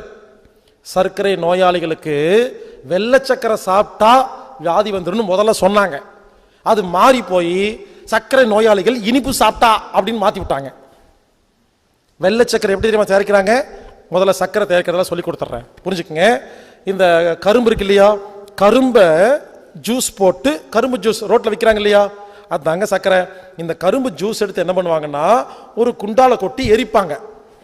கரும்பு ஜூஸ் சூடா எரியும் பொழுது அதுக்குள்ள கருப்பு கருப்பா அந்த அழுக்கெல்லாம் இருக்கு இல்லையா, அதெல்லாம் வரும் தனியா. மஞ்சளா பொன்னிறத்துல அந்த சர்க்கரை வரும். அதுல கொஞ்சம் ஹைட்ரோஸு, கொஞ்சம் சுண்ணாம்பு, இதெல்லாம் கொஞ்சம் ஊத்துவாங்க. ஊத்தனா என்ன தெரியுமா, நல்லா பொங்கி வரும். அப்ப அந்த கருப்பா இருக்கு இல்லையா, அந்த அழுக்கையெல்லாம் ஜல்லடை போட்டு எடுத்து அந்த குப்பையை ஓரமா கொட்டிடுவாங்க. இந்த தகன்னு பொன்னிறமா எரியுது இல்லையா கரும்பு பாகு, அதை எடுத்து அதை கொண்டு போய் அச்சுல ஊத்தனா, அச்சு வெல்லம், அதை கீழே ஊத்தி வெள்ளை கலர் துணியை, பருத்தி துணியை கையில மாட்டிட்டு பச்சை தண்ணியில கையை நினைச்சு அதை எடுத்து உருண்டை உருண்டையா மாத்தினா உருண்டை வெல்லம். உருண்டை வெல்லம் எடுத்துட்டு இருக்கும் பொழுது டைம் ஆயிரும், லஞ்ச் டைம் வந்துடும். இவங்க போயிட்டு வரக்குள்ள காஞ்சு போயிடும். காஞ்சு போனதெல்லாம் தட்டினாங்கன்னா அதுக்கு பேர் நாட்டு சக்கரை. இதே பனம் மரத்தில் வர அந்த பால் எடுத்து அதுல தேங்காய் எண்ணெய் ஊத்தினா பனம் கருப்பட்டி. புரிஞ்சுக்குங்க, இப்படிதான் சுகர் தயாரிக்கிறாங்க. ஸோ பனங்கருப்பட்டி தான் இருக்கிறதுலையே ரொம்ப ரொம்ப ரொம்ப நல்லது. அடுத்தது அச்சு வெல்லம், உருண்டை வெல்லம், நாட்டு சக்கரை. இந்த நாட்டு சக்கரை ஏன் தெரியுமா கருப்பு அசிங்கமா இருக்குது? அந்த நாட்டு சக்கரை தயாரிக்கிற இடத்துல நாட்டு சக்கரை ஒரிஜினல் தருவாங்க. இந்த குப்பையை ஓரமா போட்டிருக்காங்க இல்லையா, இந்த கடைக்காரங்க என்ன பண்றாங்க, இது தனியா வாங்கிட்டு வராங்க, அது தனியா வாங்கிட்டு வராங்க, மறுபடியும் கலந்து கொடுத்துட்றாங்க. அதான் நாட்டு சக்கரை வாங்கும்போது சில குண்டா கருப்பா இருக்கும், வெயிட்டுக்காக வச்சிருப்பாங்க. அது குப்பை. புரிஞ்சுக்குங்க, இதுதாங்க நல்ல சக்கரை. வெள்ளை சக்கரை எப்படி தெரியுமா தயாரிக்கிறாங்க? இந்த நாட்டு சக்கரை இருக்கு இல்லையா, அது பாவு உருவாகுது இல்லையா, அதை எடுத்துட்டு போய் அதுல ஏகப்பட்ட கெமிக்கல் எல்லாம் கொட்டி, சல்பர் அப்படிங்கிற மிக கொடுமையான ஒரு கெமிக்கலை கொட்டி, அதை விடுங்க, சுடுகாட்டில் இருக்கிற எலும்பெல்லாம் இருக்கு இல்லையா, இந்த சுடுகாட்டில் அடிக்கடி தோண்டி தோண்டி வேற பணம் புதைக்கும் போது பல எலும்பெல்லாம் இருக்கு இல்லையா, இதெல்லாம் மூட்டை கட்டி வச்சிருப்பாரு அந்த வெட்டியான். இது ஏன் தெரியுமா? அதை ஒரு இடத்த ஒருத்தன் வாங்கிட்டு போவான், அது அங்க இங்க கை மாறி கடைசியா சக்கரை ஆலைக்கு போயிடும். எல்லா எலும்பையும் அதுல போட்டு அப்ப தாங்க வெள்ளை சக்கரை தயாரிக்கவே முடியும், இல்லைன்னா தயாரிக்க முடியாதுங்க. எதுக்கு சொல்ல வரேன்னா, ஒரு சின்ன கேள்வி கேட்கிறேன். வெள்ளை சக்கரை ரேட் அதிகமா, பனங்கருப்பட்டி இல்ல அச்சு வெல்லம் இது ரேட் அதிகமா? உண்மையிலே சொல்ல போனா இந்த பனங்கருப்பட்டிய பல ப்ராசஸ் பண்ணி தான் வெள்ளை சக்கரை தயாரிக்கிறாங்க. அப்போ ப்ராசஸ் அதிகமா பண்ணும்போது ரேட் அதிகமாகுமா கம்மியாகுமா? அதிகமாகும். ஏன் ரேட்டு கம்மியாகுது? இங்க பாருங்க, 1 கிலோ நாட்டு சர்க்கரைய 15 கிலோ வெள்ளை சர்க்கரையா மாத்துறாங்க. அதுல கெமிக்கல் போட்டு கட்ட கட்டமா கட்டுறாங்க. இந்த வெள்ளை சக்கரை எப்படி உருவாச்சுன்னு கேட்டீங்கன்னா, கொஞ்சம் வருஷத்துக்கு முன்னால பெரிய பெரிய 5 ஸ்டார் ஹோட்டல் எல்லாம் இந்த நாட்டு சக்கரை கலக்கும் போது அசிங்கமா இருந்து சொல்லி இந்த வெள்ளை சக்கரை கட்டி கட்டியா கட்டம் கட்டமா கட்டி ஸ்டைலா வச்சிருந்தாங்க. அது ஃபேஷனா போய் கடைசியில் கவர்மெண்ட் எடுத்து அதை வியாபாரம் பண்ண ஆரம்பிச்சிருச்சு. புரிஞ்சுக்குங்க, வெள்ளை சக்கரை வாங்காதீங்க, வீட்டில் வெள்ளை சக்கரையே வச்சுக்காதீங்க. அச்சு வெல்லம், உருண்டை வெல்லம், பனங்கருப்பட்டி, பஞ்சாமிர்தம், தேனு, சப்பாட்டா பழம் இதெல்லாம் நல்லதுங்க. வெள்ளை சக்கரை கெட்டது. எதுக்கு சொல்ல வந்தேன்னா பாருங்க, எங்கேயோ போயிட்டேன். அதாவது எதை பார்த்து நிறைய எச்சில் ஊத்துதோ அது கெட்டது. ஏன் தெரியுமா எச்சில் ஊத்துது? எச்சில் ஹெல்பர், கில்லர், சப்ரஸர், மெமரி 4 விதமான வேலை செய்யுதுங்க. அப்போ ஒரு சாப்பாட்டுல கிருமிகள், பாக்டீரியா, வைரஸ் இருந்தா, அதுல கெமிக்கல்ஸ் இருந்தா எச்சில் என்ன பண்ணும்? நிறைய சுரந்து அதை டீஆக்டிவேட் பண்ணுமா? உண்மையிலே சொல்றேன், மருந்து மாத்திரை இருக்கு இல்லையா, மாத்திரையை வாயில போட்டு தண்ணி ஊத்தி ஏன் குடிக்கணும்னு சொல்றாங்க பாத்தீங்களா? மாத்திரையை போட்டு ஏன் தெரியும் முழுங்க சொல்றாங்க? மாத்திரையை யாராவது எச்சில்ல நல்லா கலந்து மென்னு கூழ் மாதிரி அரைச்சு சாப்பிட்டா மாத்திரை வேலையே செய்யாது. மாத்திரையில் உள்ள எல்லா கெமிக்கலும் எச்சில் டீஆக்டிவேட் பண்ணி அதை யூரின் அனுப்பிச்சு வச்சிருங்க. இனிமேல் உங்க வீட்டில் யாராவது மாத்திரை சாப்பிடுவேன்னு அடம் பிடிச்சிட்டு இருந்தா மாத்திரை நல்லா மென்னு கூழ் மாதிரி அரைச்சி எச்சில் கலந்து சாப்பிட சொல்லிருங்க. வேலையே செய்யாது. அவங்களுக்கு சாப்பிட்ட மாதிரி ஆச்சு, நமக்கு சாப்பிடாத மாதிரி ஆச்சு. ஸோ புரிஞ்சுக்குங்க, என்ன சொல்ல வரேன்னா, எதை பார்த்து நிறைய எச்சில் வருதோ அதுல நிறைய கெமிக்கல் இருக்கு, வேண்டான்னு உடம்பு சொல்லுதுன்னு அர்த்தம். புரிஞ்சுங்களா? அதனால இனிமேல் எதை பார்த்து நிறைய ஜொல்லு வருதோ அதெல்லாம் டேஞ்சர்னு அவாய்ட் பண்ணுங்க. எதை பார்த்து நிறைய ஜொல்லு வருதோ அதெல்லாம் ஆபத்து அப்படின்னு ஒழுங்கா இருக்கும். அப்போ ஆரோக்கியமாக வாழலாம். அடுத்தது சிம்பிள் டெக்னிக் பாருங்க. பேதிக்கு சாப்பிடணும், பசி எடுத்தா சாப்பிடணும், உதட்டை மூடி சாப்பிடணும், சாப்பிடும்போது கவனத்தை சாப்பாட்டில் வைக்கணும், எச்சில் அதிகமாக ஊறுற சாப்பாடுகள் சாப்பிடக்கூடாது. நீங்கள் செக் பண்ணி பாருங்க, ஆச்சரியமா இருக்கும். நான் கேட்குறேன், என்னைக்காவது கேரட்டை பார்த்து யாருக்காவது எச்சில் ஊற்றிருக்கா? கேரட் நல்லது, நல்ல பொருளுக்கு என்றைக்குமே எச்சில் ஊற்றாது. ஏன்னா கெமிக்கல் இல்லை, அதுக்கு எச்சிலே தேவையில்லை, லைட்டாக இருந்தால் போதும், ஜீரணமாயிரும். இந்த புளியை பார்த்து எச்சில் ஊற்றுதா? இந்த புளியும் பழம், ஏன்னா புளி உடம்பு கெடுதல், அதனால எச்சில் ஊத்துது. புரிஞ்சுக்குங்க, இனிமேல் எதை பார்த்து நிறைய எச்சில் வருதோ அது கெட்டதுன்னு அவாய்ட் பண்ணுங்க. சிம்பிள். அடுத்தது, சாப்பிடும் பொழுது பல்லுக்கு நல்லா வேலை கொடுத்து கூழ் மாதிரி அரைச்சு சாப்பிடணும். எல்லாரும் யோசிங்க, வாயில பல்லு எதுக்கு இருக்கு? சாப்பாட்டு அரைக்கிறதுக்கு தானே. என்ன வேலைங்க பல்லுடைய வேலை? என்ன யோசிங்க. What is the purpose of the பல்லு? பல்லுடைய வேலை சாப்பாட்டு அரைக்கிறது தான். யாருமே அரைக்கிறதே இல்லை. யாரெல்லாம் பல்லுக்கு வேலை தராம குண்டு குண்டா முழுங்குறீங்களோ அது வயிற்றுக்குள்ள போய் உள்ள போச்சுன்னா உங்க வயிற்றுக்கு வாய் இருந்தா திட்டும். என்ன தெரியுமா திட்டும்? ஏய் அறிவு இருக்கா, எங்கிட்ட என்ன பல்லா இருக்கு, நான் எப்படி மெல்றது, அறிவு இல்லையா திட்டும். வயிற்றுக்குள்ள பல்லு இருக்கா என்னைக்காவது பார்த்துருக்கீங்களா? இல்லை மிக்சி மாதிரி பிளேட் இருக்கா, கிரீன் அடிச்சுட்டு உட்காந்துருக்கா? இல்லை கிரைண்டர் மாதிரி கல்லா இருக்குது. பாவம் வயிறு, அது ஒரு டப்பாங்க.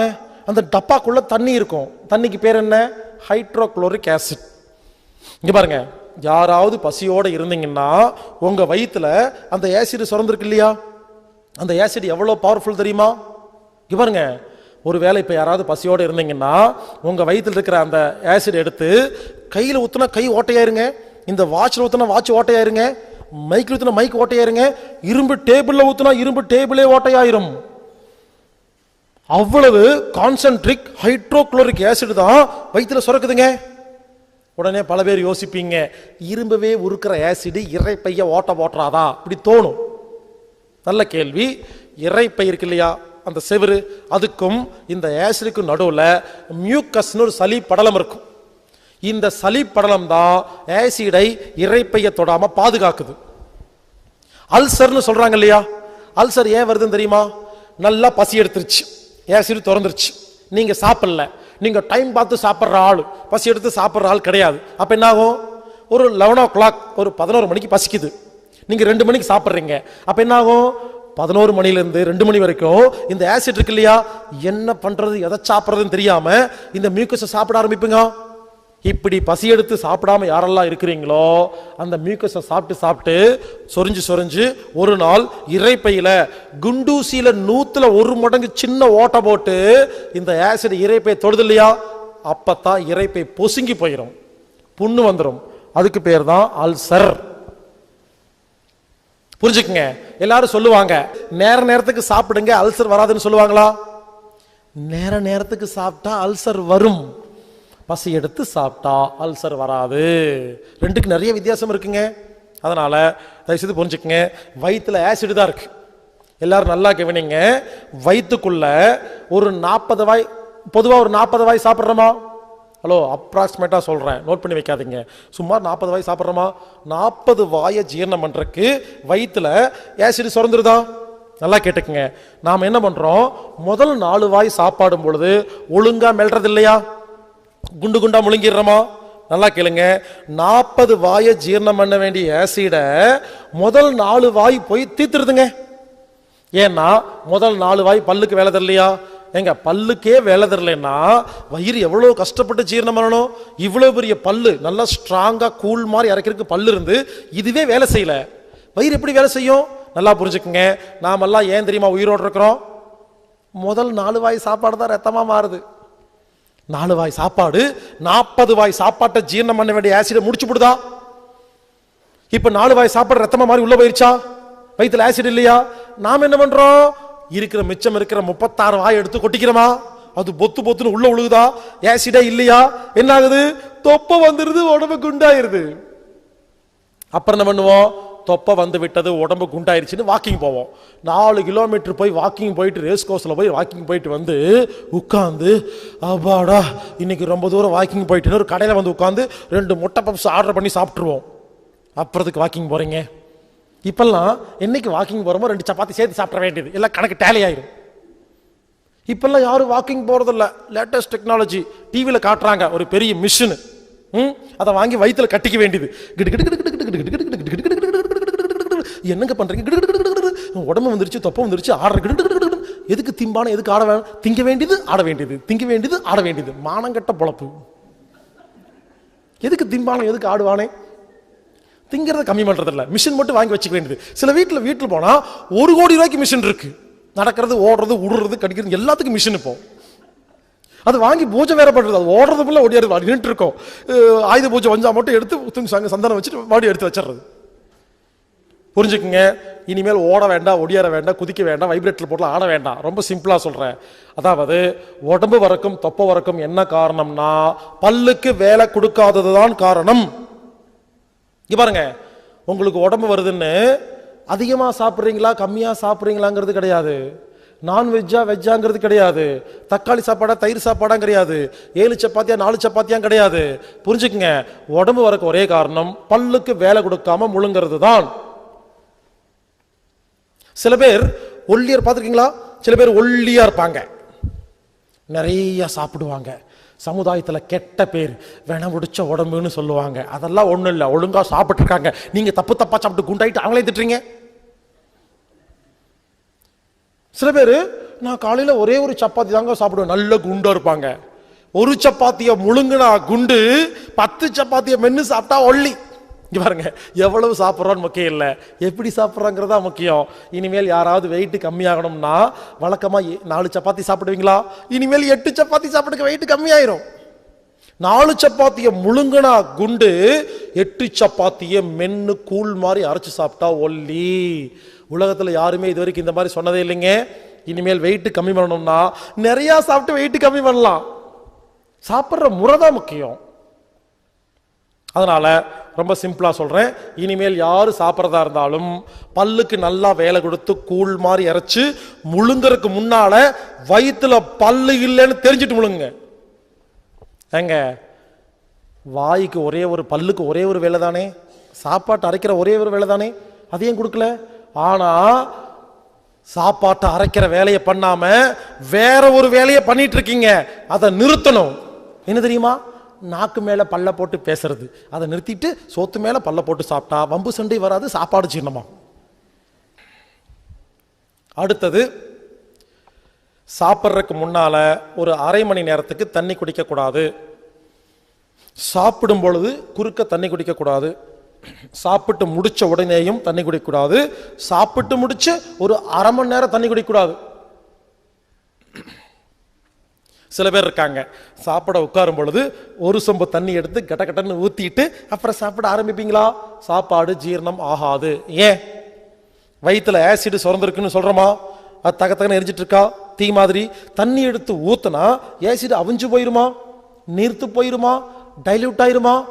அப்புறம் எப்படி ஜீரணமாகும்? அதனால ஒரு விஷயம் ஞாபகம் வச்சுக்கோங்க, 2 மணிக்கு சாப்பிட்றதா இருந்தா 1:30 மணிக்கு அப்புறம் தண்ணி குடிக்காம இருந்து பாருங்க, சாப்பாடு நல்லா ஜீரணமாகும். அதே மாதிரி சாப்பிடும் பொழுது குறுக்க தண்ணி குடிக்கக்கூடாது.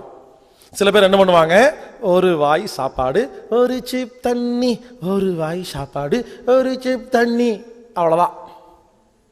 சாப்பிடும்போது குறுக்க தண்ணி குடிக்கக்கூடாது. இங்க பாருங்க, சாப்பிடும்போது உதட்டையே பிரிக்கக்கூடாதுன்னு சொல்றேன். தண்ணி குடிக்கும் போது சாப்பாட்டை வாயில வச்சுட்டு உதட்டை பிரிப்பீங்களா? அப்ப தண்ணி உள்ள போய் என்ன பண்ணும்? சாப்பாட்டையும் கெடுத்துரும், எச்சிலையும் கெடுத்துரும். கொஞ்சம் அதிகமா குடிச்சா வைத்தியம் கெடுத்துருமா? சாப்பிடும் போது குறுக்க தண்ணி குடிக்கிறது நல்ல பழக்கம் கிடையாது. இந்தியாவில் பரவாயில்லைங்க, நம்ம தண்ணி வச்சுக்கிறோம், கொஞ்சமா தான் குடிக்கிறோம். இந்த சிங்கப்பூர், மலேசியா, இந்த மாதிரி துபாய் எல்லாம் போய் பாருங்க, ஒரே காமெடி. எல்லாரும் சாப்பிடும் பொழுது சாப்பாடு தண்ணிய பாருங்க. தண்ணினா நம்ம ஊர்ல தண்ணிங்கிறது பச்சை தண்ணி. சிங்கப்பூர், மலேசியால பாத்தீங்கன்னா தண்ணி அப்படின்னாவே காஃபி, கூல்ட்ரிங்க்ஸ், மைலோ, இந்த மாதிரி ஒரு ட்ரிங்க். சரிங்களா? எல்லாரும் சாப்பிடும் பொழுது இவ்வளவு பெரிய டம்ளர்ல ட்ரிங்க் வாங்கி வச்சுக்கிட்டு ஒரு வாய் சாப்பாடு ஒரு சிப் ட்ரிங்க் சாப்பிட்டு தான் அப்படிதான் சாப்பிட்றாங்க. அதனாலதான் இந்தியாவை விட சிங்கப்பூர், மலேசியா போன்ற நாடுகள்ல நிறைய கிட்னி ஃபெயிலியருங்க. நாங்க போய் நிறைய கிட்னி ஃபெயிலியர். ஏன்னா சாப்பிடுவோம் தண்ணி குடிக்கிறாங்க. அங்க எல்லாமே 2 சர்வருங்க. எல்லா ஹோட்டலையும் 2 சர்வர். ஒருத்தர் வருவாரு, என்ன சாப்பிட்றீங்க அப்படின்னு கேட்பாரு, சப்பாத்தின்னு சொல்லுவீங்களா? இன்னொரு சர்வர் வருவாரு, என்ன குடிக்கிறீங்க அப்படிம்பாரு. 2 சர்வர். அப்ப எவ்வளவு குடிக்கிறாங்க பாத்துங்க. அங்க எல்லாருமே சாப்பிடும் பொழுது இவ்வளவு பெரிய டம்ளர்ல காஃபி, டீ, ஏதாவது ஒண்ணுங்க, கூல்ட்ரிங்க்ஸ், ஐஸ் போட்டு ஏதாச்சும் குடிச்சிட்டே சாப்பிட்றாங்க. சாப்பாடு ஜீரணமாக மாட்டேங்குது, எல்லாம் உடம்பு பாதிச்சிருக்குது. இதுல காமெடி என்னன்னா, நான் இந்த மாதிரி சிங்கப்பூர், மலேசியா போகும்போது ரொம்ப கஷ்டங்க. ஒரு ஹோட்டல்ல போய் உட்கார்ந்தா ஒருத்தர் வருவாரு, என்ன சாப்பிட்றீங்க? சப்பாத்தி. இன்னொருத்தர் வருவாரு, என்ன குடிக்கிறீங்க? நான் சொல்லுவேன், வேண்டாம். என்ன குடிக்கிறீங்க? இல்லைங்க, வேண்டாங்க. என்னது வேண்டாமா? ட்ரிங்க்ஸ் குடிக்காம எப்படி சாப்பிடுவீங்க? அதை நான் பார்த்துக்கிறேன், நீ போ. அப்படியே வித்தியாசமா பார்த்துட்டே போவாரு. எல்லாத்தையும் கூட்டு காட்டுவார். அங்க ஒருத்தன் பாரு, எதுவுமே குடிக்காம சாப்பிட, எல்லாம் வேடிக்கை பார்த்துட்டே இருப்பாங்க, அவன் எப்படி சாப்பிட்றான் பார்க்கலான்னு. உண்மையிலங்க அங்க எல்லாம் போய் சாப்பிடும் போது தண்ணியே பக்கத்துல இல்லைன்னா எல்லாம் வித்தியாசமா பார்க்குற, எவன்டா புதுசா ஜந்து மாதிரி ஒருத்தன் வந்து சாப்பிட்றான்னு. சாப்பிடும் பொழுது தண்ணி குடிக்க கூடாது. உடனே பல பேர் கேட்குறாங்க, சாப்பிடும்போது தண்ணி குடிக்கக்கூடாதுன்னு சொல்றீங்களே, குழம்பு, ரசம், மோர் இதெல்லாம் தண்ணி மாதிரி தான் இருக்கு, அதுக்கு இதுக்கு என்ன வித்தியாசம்னு கேட்டா, இங்க பாருங்க, குடிக்கக்கூடாது, சாப்பிடலாம், 2க்கு வித்தியாசம் இருக்கு. மோரை 1 டம்ளர் குடிச்சா 1 நிமிஷத்தை குடிச்சிருவோமா? ஆனா 1 டம்ளர் மோரை சாப்பாட்டில் ஊற்றி பிணைஞ்சு சாப்பிட்டா ஒரு 5 நிமிஷம் ஆகுமா? புரிஞ்சுக்குங்க. குழம்பு, ரசம், மோர் அதுவும் தண்ணி தான், இல்லைன்னு சொல்ல. பட் சாப்பாடோட சேர்ந்து பிணைஞ்சு சாப்பிடும் பொழுது ரொம்ப நேரம் மென்னு மெதுவா சாப்பிட்றோமா? அப்போ ஒழுங்கா ஜீரணமாகுதுங்க. குடிக்க கூடாது. சில நாடுகள்ல சாப்பிடும் பொழுது சூப்பு சாப்பிடுவாங்க. அது சாப்பிடலாமான்னு கேட்டீங்கன்னா, இங்க பாருங்க, சூப்பு குட்டி டம்ளர்ல கொஞ்சமா குடிச்சா நல்லது, பெரிய பவுல்ல நிறைய குடிச்சா கெட்டது. சில நாடுகள்ல ஏன் தெரியுமா சூப்பு சாப்பிட்றாங்க? அது எந்த நாடுன்னு கேட்டீங்கன்னா, குளிர்ச்சியா இருக்கிற நாடு. ஹாலந்து, ஸ்காட்லாண்டு, இவங்க இந்த ஊர்ல, இந்த நாட்டு இங்கிலாந்துலாம் பாருங்க ஓவர் கூலிங்கா இருக்குங்க. அவங்களுக்கு ஏன் தெரியுமா சாப்பிடணும் சூப்பு சாப்பிட்றாங்க? உடம்பு குளிர்ச்சியா இருக்கும். சுட சுட 2 சிப்பு சாப்பிட்டா தான் ஜீரணமே நடக்குங்க அவங்களுக்கு. அவங்க சூப் எடுத்து வயிற்று நிறைக்க மாட்டாங்க, குட்டி டம்ளர்ல கொஞ்சமா சூப் சாப்பிடுவாங்க. நம்ம என்ன பண்றோம், பெரிய கப்புல நிறைய சூப் சாப்பிட்றோம், அது கெட்டது. அதே மாதிரி சைனீஸ் எல்லாம் பார்த்தீங்கன்னா சாப்பிடும்போது டீ சாப்பிடுவாங்க. சைனீஸ் டீனா என்னன்னா, அதுல பாலும் இருக்காது, சர்க்கரையும் இருக்காது, குப்பட்டையும் இருக்காது. ஒரிஜினல் டீயை டீ தூளை கொஞ்சமா டீ இலைய போட்டு லேசா கொதிக்க வச்சு பாலும் இல்லாம சர்க்கரை இல்லாம சாப்பிடுவாங்க. அது எவ்வளவு? குட்டி டம்ளர்ல கொஞ்சம் சாப்பிடுவாங்க. புரிஞ்சுக்குங்க, இது நல்லது. நாம என்ன பண்றோம், பாலை ஊத்தி சர்க்கரை, வெள்ளை சர்க்கரையை போட்டு பாலை ஊத்தி அவன் குடிக்கிற ஒரிஜினல் டீ குடிக்காம குப்பை டீயை போட்டு டஸ்ட் டீ குடிக்கிறோமா இல்லையா? கடையில டிவியில காட்டுதல விளம்பரம், எல்லா டீயும் இந்த 3 ரோசஸ், லிப்டன் எல்லாமே குப்பை. யாருக்காவது தெரியுமா? அதில் எழுதியிருப்பாங்க super dust tea, premium dust டீன்னு. எவ்வளவு திமிர் இருந்தா குப்பைய குப்பைன்னு சொல்லி விற்கிறான் ஒருத்தன், நான் வாங்கி குடிச்சிட்டு இருக்கிறோம். யாராவது ஒரிஜினல் டீயை பார்த்துருக்கீங்களா? இது வரைக்கும் யாருமே ஒரிஜினல் டீயை பார்த்தே கிடையாது. இந்த மணிமுத்தாறு, குன்னூர் இங்கெல்லாம் போய் பாருங்க, டீ எஸ்டேட் இருக்கு இல்லையா, அங்கெல்லாம் பெரிய பெரிய கம்பெனி இருக்குங்க. அவங்க என்ன பண்றாங்க, ஒரிஜினல் உரத்தை போட்டு எந்த ஒரு கெமிக்கலையும் பயன்படுத்தாம, ஊருக்கெல்லாம் கெமிக்கல். இந்த டீ தூள் கம்பெனி மட்டும் கெமிக்கல் பயன்படுத்துறதே இல்லைங்க, மாட்டு சாணி மட்டும்தான். இப்படி இயற்கை உரங்களை போட்டு நல்ல டீ தூளை தயாரிச்சு அதை எல்லாம் பேக் பண்ணி வெளிநாட்டுக்கு ஏற்றுமதி பண்ணிட்டு, ஏன்னா அந்த கம்பெனி முதலாளியே வெளிநாட்டுக்காரன் தான், இங்க இருக்கிறது பினாமி. நம்மளால பினாமி ஒருத்தர் இருப்பான், பார்க்கறதுக்கு அவன் தான் ஓனர் சொல்லுவாங்க, அவன் கிடையாது, பினாமி. இப்படி நல்ல டீ தூள் வெளிநாட்டுக்கு ஏற்றுமதி பண்ணிட்டு அந்த டீ தூள் தயாரிக்கும் போது குப்பை இருக்கு இல்லையா, அதை கீழே கொட்டுறக்கு பொதுவா இங்க 3 ரோசஸ் டீன்னு கம்பெனி வச்சு, லிப்டன் கம்பெனி பேரை வச்சு அதை வித்துட்டு இருக்காங்க. அதையும் வாங்கி சாப்பிட்டு இருக்கீங்க. புரிஞ்சுக்குங்க, கடையில் விற்கிற எல்லா டீ தூளும் குப்பை.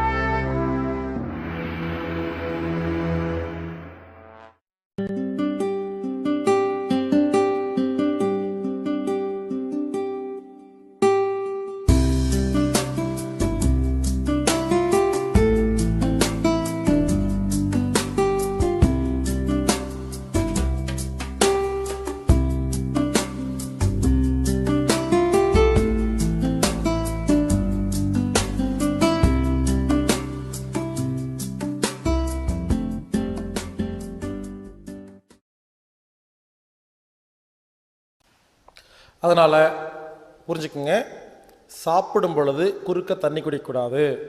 ஒருவேளை குளிர் பிரதேசத்துக்கு போனீங்கன்னா சாப்பிட்றதுக்கு முன்னால கொஞ்சமாக கப்பில் கொஞ்சமாக சூடாக சூப் சாப்பிடுங்க, நல்லது. சைனா பக்கம் போனீங்கன்னா சாப்பிட்டு முடிச்சுட்டு குட்டி டம்ளரில் கொஞ்சமாக டீ சாப்பிடுங்க. ஒவ்வொரு ஊர்லேயும் ஒரு கலாச்சாரம் இருக்குது, அந்த கலாச்சாரத்தை நீங்கள் ஃபாலோ பண்ணாதான் அந்த ஊரில் நிம்மதியாக வாழ முடியும். அதுக்கு ஒரு உதாரணம் சொல்கிறேன். இந்தியாவில் கோயிலுக்கு போகும்போது செருப்பு போட்டு போகிறீங்களா? சுவிட்சர்லாந்தில் கோயில் கட்டி செருப்பு இல்லாமல் போங்க, அப்படியே ஃப்ரீஸ் ஆயிடுவீங்க. அப்புறம் நீங்கள் தான் சாமி சிலை சொல்லி உங்களுக்கு அபிஷேகம் பண்ண ஆரம்பிச்சிருவாங்க. அப்போது அந்த நாட்டுக்கு போய் கோயில் கட்டினீங்கன்னா ஷூ போட்டு தானே போகணும். அப்போ கலாச்சாரம் மாறுதா இல்லையா? ஷூ போட்டுட்டு கோயிலுக்கு போகக்கூடாது தப்புங்கிறது எல்லாத்துக்கும் தெரியும். ஆனால் நீங்கள் அண்டார்டிகாவில் கோயில் வச்சா ஷூ போட்டு போவீங்களா, ஷூ போடாமல் போவீங்களா? புரிஞ்சுக்குங்க, ஒரு நாட்டுக்கு இருக்கிற கலாச்சாரத்தை இன்னொரு நாட்டுக்கு கொண்டு போகும் பொழுது அங்கே இடிபடுது. இங்கே வேஷ்டி சட்டை போட்டு சுற்றலாம், சுவிட்சர்லாந்தில் போய் வேட்டி சட்டை போட்டு எப்படி சுற்றுவீங்க? கோட்டு போட்டு தான் இருக்கணும். புரிஞ்சுக்குங்க. பாலைவன பிரதேசத்துக்கு போனீங்கன்னா ட்ரெஸ் வந்து அந்த அரபு ட்ரெஸ் மாதிரி அந்த அபையா போட்டிருக்கணும். ஏன்னா மணல் வந்து அடிக்கும். அங்கெல்லாம் பேக்கெட் வச்சா பேக்கெட் ஃபுல்லாக மணலாயிரும். ஸோ ஒவ்வொரு நாட்டுக்கும் ஒரு ட்ரெஸ் இருக்கும், ஒரு சாப்பாடு இருக்கும், ஒரு கலாச்சாரம் இருக்கும். அந்த எனக்கு தெரிஞ்ச அந்த கலாச்சாரம் தான் பிற்காலத்தில் மதமாக மாறிடுச்சு. கிறிஸ்துவ கலாச்சாரங்கிறது என்னை பொறுத்த வரைக்கும் குளிர் கண்ட்ரி கலாச்சாரம். முஸ்லீம் கலாச்சாரங்கிறது ஹீட் கண்ட்ரி கலாச்சாரம். சில ஒவ்வொரு கலாச்சாரம் பார்த்தீங்கன்னா சைனீஸ் அதில் எடுத்து பார்த்தீங்கன்னா நான் ரிசர்ச் பண்ணி பார்த்தேங்க, அந்த நாட்டில் அந்த மாதிரி முறைகள் வாழ்ந்தாதான் ஆரோக்கியம் வாழ முடியுதுங்க. அப்படி கலாச்சாரம் தான் மாறுது. இது நம்ம பேர் வச்சிருக்கிறோம், இது தனி சப்ஜெக்ட். என்ன சொல்ல வரேன்னா, சாப்பிடும்போது தண்ணி குடிக்க கூடாது. இங்க பாருங்க, அந்த சாப்பிடும்போது குறுக்க எவ்வளவு தண்ணி கம்மியா குடிக்கிறோமோ அவ்வளவு நல்லது, அவ்வளவுதாங்க. ஏன்னா ஹைட்ரோகுளோரிக் ஆசிடை டைல்யூட் பண்ணிடக்கூடாது. அதனால சாப்பிடும்போது தண்ணி குடிக்காதீங்க. சாப்பிட்டு முடிச்ச உடனே சில பேர் இருக்காங்க, சாப்பிட்டு முடிச்ச உடனே 1 லிட்டர் எடுத்து கடற்கடன் ஊத்திடுவீங்களா? அது என்ன பண்ணும்? இப்பதானே சாப்பிட்டுருக்கீங்க, ஆசிடு சாப்பாடு சேர்ந்து ஜீரண வேலையை ஆரம்பிச்சிருக்கா இல்லையா? அதுக்கு ஒரு 1/2 மணி நேரம் ஆகுமா? சாப்பிட்டு முடிச்சா இங்க பாருங்க, 1/2 மணி நேரம்னு குத்து மதிப்பா சொல்லியிருக்கிறேன். அதுக்காக கணக்கு பார்த்துட்டு உட்காந்துருக்காதீங்க. அப்ராக்சிமேட்டா சொல்றேன். சாப்பிட்ட உடனே தண்ணி குடிக்காதீங்க. ஒரு 10 நிமிஷம், ஒரு 15 நிமிஷம், ஒரு 1/2 மணி நேரம், ஒரு குத்து மதிப்பான கணக்கு தான், எக்ஸாக்ட் கணக்கு கிடையாது. ஒரு வடை சாப்பிட்டீங்க, இதுக்கு 1/2 மணி நேரம் வெயிட் பண்ண வேண்டாம், 5 நிமிஷம் தண்ணி குடிச்சிடலாம். இவ்வளவு சாப்பிட்டீங்க, 1/2 மணி நேரம் ஆகணும். ஒரே ஒரு பிஸ்கட் சாப்பிட்றீங்க, உடனே தண்ணி குடிக்கலாம். புரிஞ்சுக்குங்க. ரூல்ஸை அப்படியே ஃபாலோ பண்ணாதீங்க. புரிஞ்சுக்கிட்டா நீங்களே கொஞ்சம் கொஞ்சம் மாத்திக்கலாம். அதனால சாப்பிட்றதுக்கு முன்னால 1/2 மணி நேரம் தண்ணி குடிக்காதீங்க. சாப்பிடும்போது குறுக்க தண்ணி குடிக்காதீங்க. சாப்பிட்டு முடிச்சும் குடிக்காதீங்க. சாப்பிட்டு முடிச்சு ஒரு 15 நிமிஷம் 1/2 மணி நேரம் கழிச்சு தண்ணி குடிச்சு பாருங்க. அந்த தண்ணி அதுக்கப்புறம் எவ்வளவு குடிச்சாலும் அது ஜீரணத்தை கெடுக்காது. இப்போ பல பேத்துக்கு சந்தேகம், சாப்பிட்றதுக்கு முன்னால 1/2 மணி நேரம் தண்ணி குடிக்கக்கூடாது, சாப்பிடும் பொழுது ஒரு 1/2 மணி நேரம் ஆயிரும், சாப்பிட்டு முடிச்சு 1/2 மணி நேரம் தண்ணி குடிக்கக்கூடாது சொல்றீங்களே, அப்போ 1.5 மணி நேரம் தண்ணி குடிக்க கூடாதா?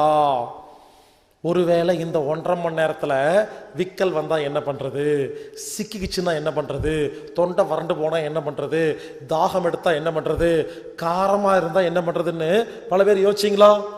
இது எல்லாத்துக்கும் பதில் சொல்றேன். காரமா இருந்தா என்ன பண்றது? காரமா இருந்தா அந்த சாப்பாட்டை சாப்பிடக்கூடாது. உங்க நாக்கு சொல்லுதா இல்லையா, காரம் அதிகமா இருக்கு சாப்பிடாதேன்னு? அப்ப அதையும் சாப்பிடுறீங்க. காரம் அதிகமா இருக்குன்னா காரத்தை கம்மி பண்ணுமே தவிர தண்ணி குடிக்க கூடாது. எப்படி காரத்தை கம்மி பண்றது? எண்ணெய் ஊத்துங்க, நல்லெண்ணெய், தேங்காய் எண்ணெய், எண்ணெய் ஊத்துங்க. குழம்பு காரமா இருக்கா, கொஞ்சம் சாதம் நிறைய போட்டுக்குங்க. ரசம் காரமா இருக்கா, சாதம் நிறைய போடுங்க. புரிஞ்சுக்குங்க. சப்பாத்தி குருமா காரமா இருக்கா, கொஞ்சமா தொட்டுக்குங்க. சோ காரத்தை கம்மி பண்ற வேலை தான் பார்க்கணுமே தவிர தண்ணி குடிச்சு எச்சிலையும் வயிற்றில் இருக்கிற ஹைட்ரோகுளோரிக் ஆசிடும் அதை வந்து டைல்யூட் பண்ணிடக்கூடாது. சரி, விக்கல் சிக்கல் வந்தா என்ன பண்றது? புரிஞ்சுக்குங்க. சாப்பிடும் பொழுது கவனம் சாப்பாட்டில் இருந்தா விக்கல் சிக்கல் வரவே வராது. நம்ம சாப்பிடும் பொழுது நமது கவனம் வேற எங்காவது போச்சுன்னு வச்சுக்கோங்களேன், அப்பதான் விக்கல் சிக்கல் வரும். புரிஞ்சுக்குங்க. நீங்க செக் பண்ணி பாருங்க, எப்பாவது விக்கிச்சு சிக்கிச்சுனாவே உங்க கவனம் இங்க இல்ல, ஆபீஸ், பிசினஸ், குடும்பம் எங்கேயோ போயிடுச்சுன்னு அர்த்தம். நீங்க சாப்பிடும் போது சாப்பாட்டை கவனிச்சு சாப்பிடுங்க, உலகத்தில் யாருக்கும் விக்கல் சிக்கல் வரவே வராதுங்க. சரி, தொண்டை வறண்டு போச்சு, தாகமா இருக்கு, என்ன பண்றதுன்னு கேட்டா இங்க பாருங்க, இந்த 1.5 மணி நேரத்துல தண்ணி குடிக்கவே கூடாது, ஆனா குடிக்கலாம். வித்தியாசமான ரூல்ஸ் வரும், ஆனா வராதுன்னு சொல்ற மாதிரி. இங்க பாருங்க, அந்த சாப்பிடும் பொழுது குறுக்க ஏதாவது தண்ணி எடுத்துச்சுன்னா பாருங்க குடிக்கலாம்.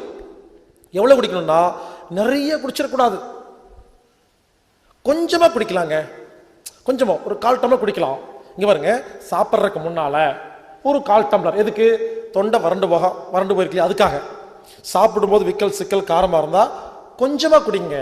அதை என்ன அர்த்தம்னா, குடிக்கிற தண்ணி உதடு, வாய், தொண்டையெல்லாம் நினைக்கணும், வயிற்றுல போய் விழுந்துடக்கூடாது. இது ஒண்ணு. 2வது, வாயில சாப்பாடு இருக்கும் போதே தண்ணி குடிக்கக்கூடாது. முழுங்கி வாயில ஒண்ணுமே இல்லாதப்பதான் தண்ணி குடிக்கணும். தண்ணி அளவு ரொம்ப கம்மியா இருக்கணும். அதனால சாப்பிட்டு முடிச்ச உடனே வாய் குப்பையா இருக்குமா, ஏதாவது கொஞ்சமா தண்ணி குடிச்சா நல்லா இருக்கும். நான் சாப்பிட்டு முடிச்சுட்டு தண்ணியே குடிக்க வேண்டாம்னு சொல்லல, அளவு கம்மியா குடிங்க. சாப்பிட்டு முடிச்சோன்னே சும்மா வாய்க்கு பிடிச்சி முழுங்குறக்காக வெயிட் பண்ணுங்க. ஒரு 15 நிமிஷம் கழிச்சு நீங்க நிறைய குடிச்சுக்கலாம். ஆக மொத்தம் சாப்பிடும் பொழுது தண்ணி எவ்வளவு கம்மியா குடிக்கிறீங்களோ சாப்பாடு அவ்வளவு சூப்பரா ஜீரணமாகும்.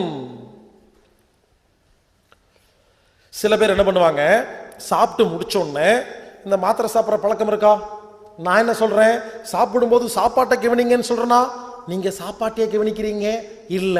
சில பேர் சாப்பிடும்போது பாத்தீங்கன்னா சாப்பிட்டு முடிச்சோன்னா பிபிக்கு மாத்திரை சாப்பிடணும், சாப்பிட்டு முடிச்சோன்னு சுகருக்கு மாத்திரை சாப்பிடணும்னு கவனமெல்லாம் மாத்திரை மேல இருக்கும், சோத்து மேல இருக்காது. சாப்பிட்டு முடிச்சுன்னு ஓடி போய் இவ்வளோ மாத்திரை அள்ளி எடுத்து வாயில போட்டு ஒரு சொம்பு தண்ணி குடிக்கிறீங்களா? ஏங்க இப்பதானே சாப்பிட்டுருக்கீங்க, சாப்பிட்டு முடிச்சோன்ன ஒரு சொம்பு தண்ணி குடிச்சா வயிறு கெட்டு போகுமா இல்லையா? அந்த மாத்திரை உள்ள போய் நல்லது பண்ணுதோ இல்லையோ, அந்த மாத்திரைக்காக கொடுக்கிற தண்ணி இருக்கு இல்லையா, அது ஜீரணத்தை கெடுக்குது. முதல்ல எல்லாம் எல்லாரும் ஒரு மாத்திரை 2 மாத்திரை சாப்பிட்டு இருந்தாங்க, இப்பெல்லாம் இவ்வளவு சாப்பிட்றாங்க. ஒரு ஃபேன்சி ஸ்டோர் போயிருந்தேன், பெரிய டப்பா ஒன்று, பிளாஸ்டிக் டப்பா, அதுல அப்படி கோடு கோடு கோடு நிறைய டப்பா இருக்குது, சுத்துற மாதிரி இருக்கு. நான் ரொம்ப நேரம் யோசிச்சுட்டு இருந்தேன், இது எதுக்கு தான் பயன்படுத்துவாங்கன்னு. அதுல ஒரு 50 டப்பா இருக்கு, முக்கோணமா. நான் யோசிச்சுட்டு இருந்தேன். அவர் வந்து கேட்டார், என்னன்னு கேட்டாரு. இது என்னங்க வித்தியாசமா இருக்குன்னு. இது மாத்திரை வைக்கிற டப்பாப்பா, அவனுக்கு தெரியாது அப்படின்னாரு. இப்பெல்லாம் மாத்திரை வைக்கிற டப்பா 50 டப்பா இருக்கு, சுத்தனா ஒவ்வொன்னா வரும், டங் டங் கொட்ட வேண்டியது. முதல்ல எல்லாம் 5.5 பெட்டி தான் இருந்துச்சு, இப்ப 55 பெட்டி இருக்கு. இன்னொரு விஷயம் சொல்றேன், நிறைய பேர் 4 மாத்திரை 5 மாத்திரை சாப்பிட்றீங்களே, ஒரு சின்ன விஷயம் சொல்ற கேளுங்க. 4 மாத்திரை 5 மாத்திரை ஒன்னா சேர்ந்து சாப்பிட்டா உடம்பு கன்ஃபியூஸ் ஆயிரும் தெரியுமா? இப்போ மருந்து மாத்திரை கம்பெனி என்ன பண்ணுது, ஒரு மாத்திரையை எலிக்கோ பன்னிக்கோ கொடுத்து டெஸ்ட் பண்ணி பார்த்து அந்த எலி பண்ணி நல்லா இருக்குன்னு சொல்லி சர்டிபிகேட் வாங்கி ஊர்ல சப்ளை பண்றாங்களா? எந்த எலிக்காவது பன்றிக்காவது 4 கம்பெனி மருந்து மாத்திரையை ஒன்னா கொடுத்து டெஸ்ட் பண்ணி பார்த்திருக்காங்களா? அந்த பன்றி எலி நாம தான். எலிக்காவது 1 கொடுக்குறாங்க, நமக்கு 15 கொடுக்குறாங்க. கொஞ்சம் யோசிச்சு பாருங்க, கெமிக்கல் ரியாக்ஷன் ஸ்கூல்ல படிக்கும்போது பார்த்துருக்கீங்களா இல்லையா? ஒரு மாத்திரை உள்ள போய் ஒரு வேலையை பண்ணுதுன்னா இன்னொரு மாத்திரை உள்ள போய் வேற வேலையை பண்ணுதா? இப்படி 4 மாத்திரையை ஒன்னா சாப்பிட்டா 4 மாத்திரை ஒன்று சேர்ந்து அது என்னமோ பண்ணும், அது என்ன பண்ணுன்னு அதுக்கே தெரியாது. இந்த மாதிரி ஏங்கள் இது வரைக்கும் யாரும் யோசிச்சு பார்த்தது இல்லைங்க. நான் இது சம்பந்தமா FDA-வுக்கும் WHO-வுக்கும் நிறைய மெயில் அனுப்பிச்சிட்டேன், நான் இங்க மதிக்கவே மாட்டேங்குது. யோசிச்சு பாருங்க, இது எவ்வளவு பெரிய ரிசர்ச். நிறைய மாத்திரை ஒன்னா சேர்த்து சாப்பிட்டு இது வரைக்கும் எலி பன்றிக்கு செக் பண்ணி பார்த்துருக்கீங்களான்னு FDA-க்கு அனுப்பிச்ச மெயில் ரிப்ளையே கிடையாது. ஏன்? அதை பார்க்கறதுக்கெல்லாம் ஆள் கிடையாது. ஸோ புரிஞ்சுக்குங்க, ரொம்ப சிம்பிளா சொல்றேன், சாப்பிடும் பொழுது தயவு செய்து இந்த மாத்திரை பத்தி யோசிக்காதீங்க. சாப்பிட்டு முடிச்ச உடனே மாத்திரை சாப்பிடாதீங்க. சாப்பிட்டு முடிச்சு ஒரு அரை மணி நேரம் கழிச்சு மாத்திரை சாப்பிடுங்க. இங்க பாருங்க, மாத்திரையே சாப்பிடாதீங்க. ஒரு வேளை மாத்திரை சாப்பிட்றதா இருந்தா சாப்பிட்டு முடிச்சோன்னா சாப்பிடாதீங்க. சாப்பிட்டு முடிச்சு ஒரு அரை மணி நேரம் கழிச்சு மாத்திரை சாப்பிட்டு தண்ணி குடிங்க. அந்த மாத்திரையும் தண்ணியும் ஜீரணத்தை கெடுக்காது. இவ்வளவுதாங்க. இப்ப நான் சொன்ன மாதிரி எல்லாம் சாப்பிட்டீங்கன்னா சாப்பாடு மருந்தா மாறுது. நல்ல சர்க்கரை, நல்ல கொழுப்பு, நல்ல புரோட்டீனா போய் நல்ல காரியம் மட்டும்தான் பண்ணுது. இதுதான் உணவை மருந்தா மாத்திர டெக்னிக். என்ன சொன்ன?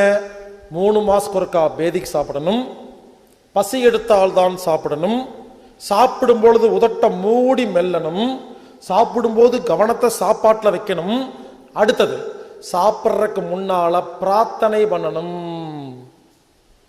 எப்பவுமே சாப்பிட்றதுக்கு முன்னால இறைவா இந்த உணவை மருந்தாக மாத்துன்னு நினைச்சிட்டு சாப்பிட்டா மருந்து, பிரசாதம்.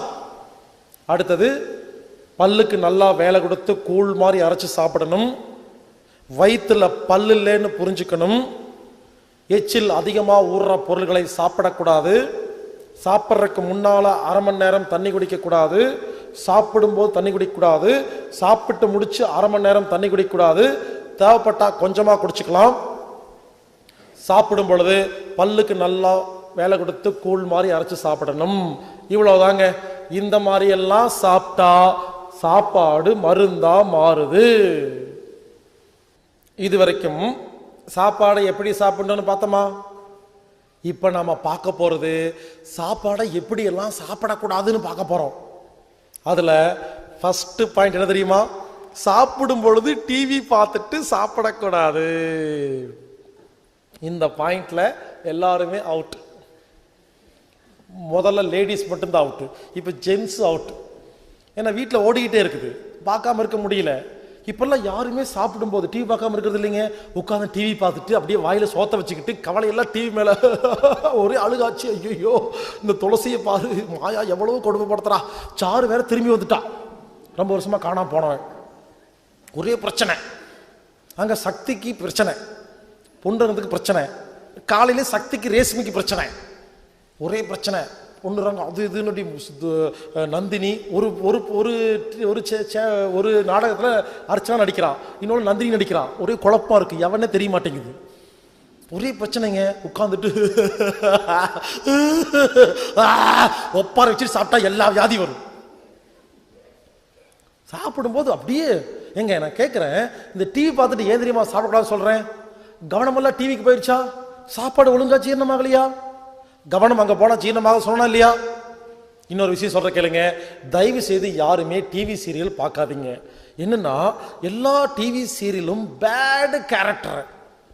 ஒரு ஆம்பளைக்கு 2 பொம்பளைக்கு அடிச்சுக்குவாங்க, இதுதான் நாடகம். இது ஒரு மானங்கட்ட பொழப்பு. இதுல உட்காந்து வேற பார்த்துட்டு இருக்கீங்க. முத்தாரம் முந்தாணி முடிச்சு எல்லாம் அப்படிதான் இருக்கு எல்லா நாடகத்திலையும். இன்னும் 7 நாள்ல குடும்பத்தை பிரிச்சு காட்டுறோம் பாரு. நாடகத்துல யாருக்குமே ஃபர்ஸ்ட் நைட் நடக்கிறதே இல்லை, பிரிக்கிறதா வேலை. எந்த நாடகத்துல யாருமே ஒண்ணு சேர மாட்டேங்கிறாங்க. எதுக்கு அந்த கண்ட்ராவி பார்த்துட்டு இருக்கீங்க? வேற பொழப்பே இல்லை.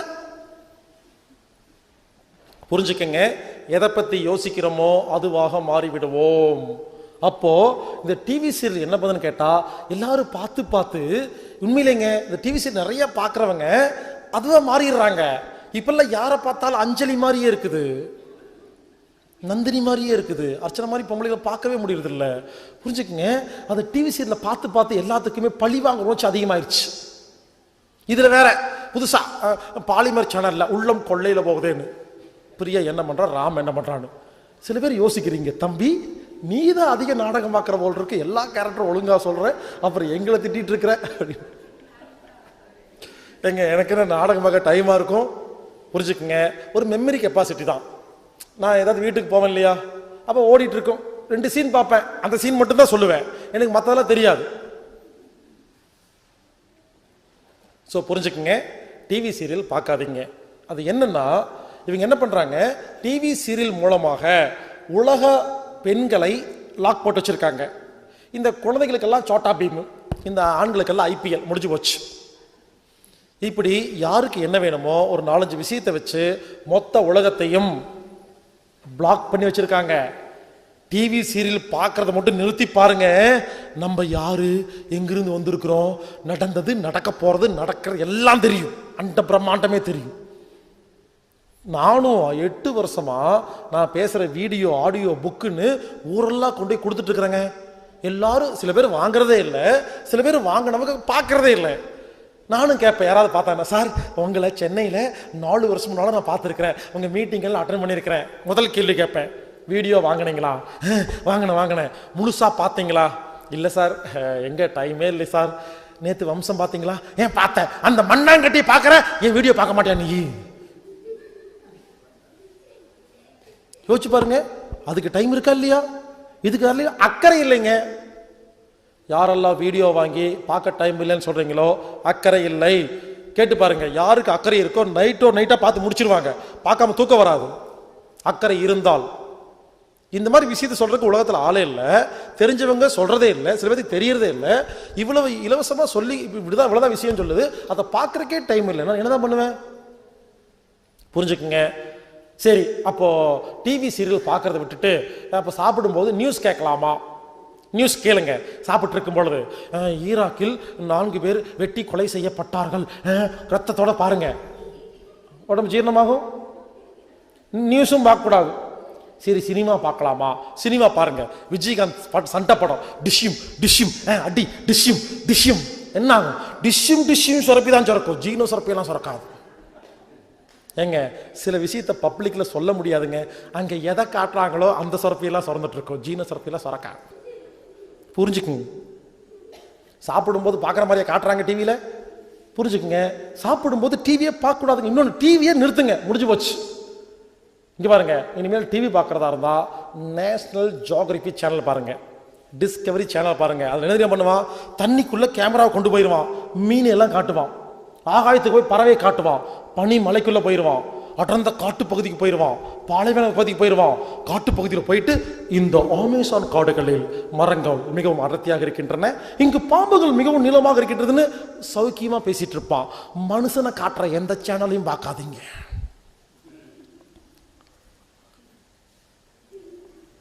புரிஞ்சுக்குங்க, டிவி பார்க்கறது நமது வாழ்க்கையில மிகப்பெரிய ஒரு கெட்ட காரியங்க.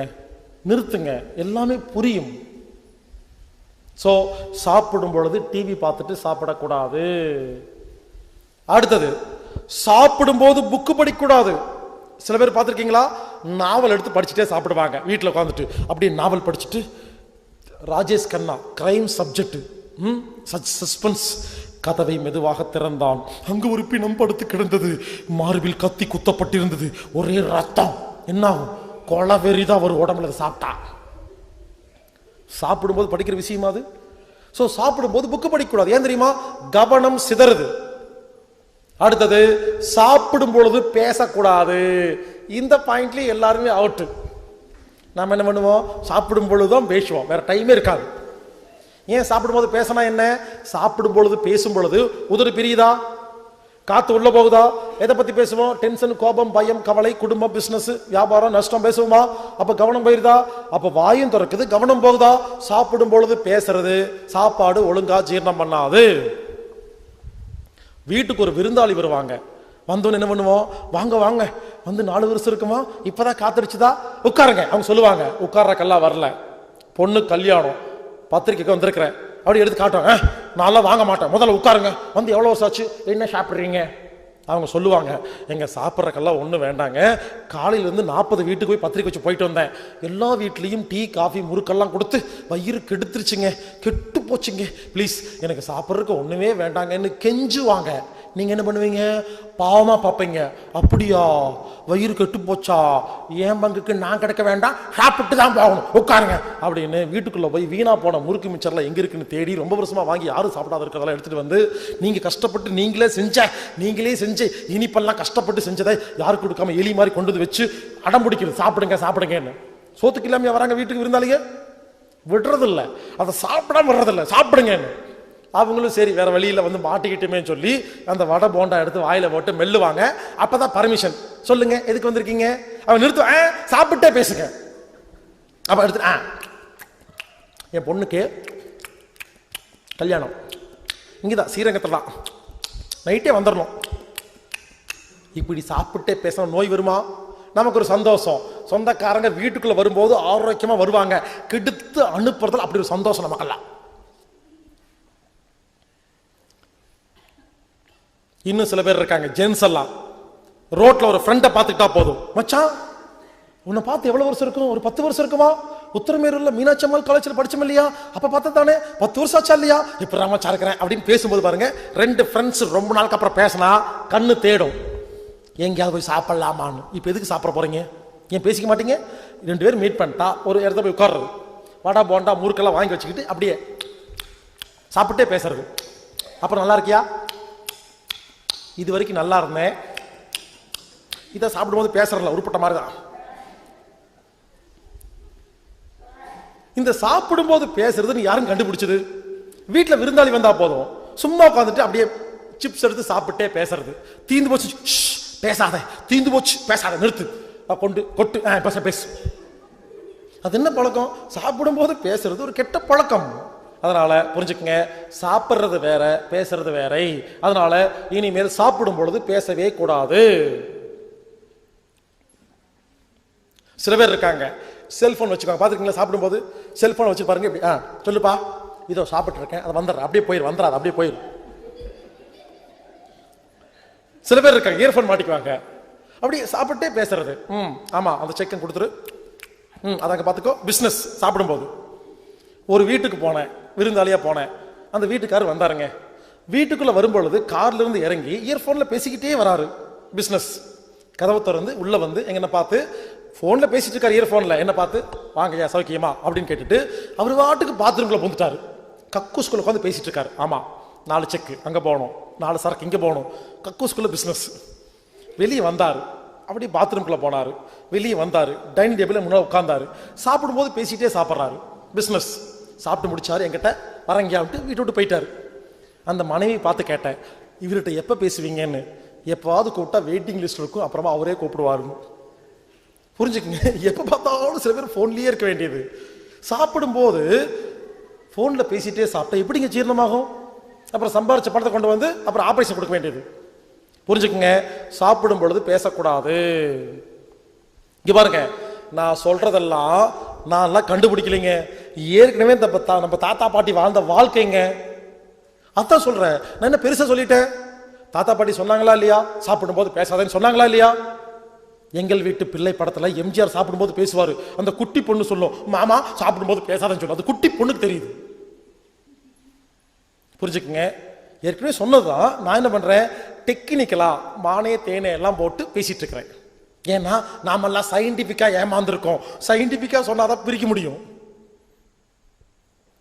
ஸோ சாப்பிடும் பொழுது பேசாதீங்க, அது நல்லது கிடையாது. சாப்பிட்டு முடிச்சுட்டு பேசிக்கலாங்க, ஒரு 5 நிமிஷம் பேசாம இருந்தா என்ன? இங்க பாருங்க, சாப்பிடும்போது பேசுங்க. என்ன பேசணும்? முக்கியமான விஷயம் இருந்தா பேசுங்க. எப்போ? வாயில வச்சுட்டு பேசக்கூடாது. முழுங்கிட்டு முக்கியமான விஷயம் இருந்தா பேசுங்க. குழம்பு கொண்டு வா, பொரியல் வேண்டாம், இது பேசணும். முழுங்கிட்டு ஊர்க்கதை பேசிட்டு இருக்கக்கூடாது. நான் முக்கியமான விஷயம் சொல்றது சாப்பாட்டை பத்தி. அதுக்காக உட்காந்துட்டு ஒண்ணுமே சோறு போட முடியாது உட்காந்துட்டு இருக்காதீங்க.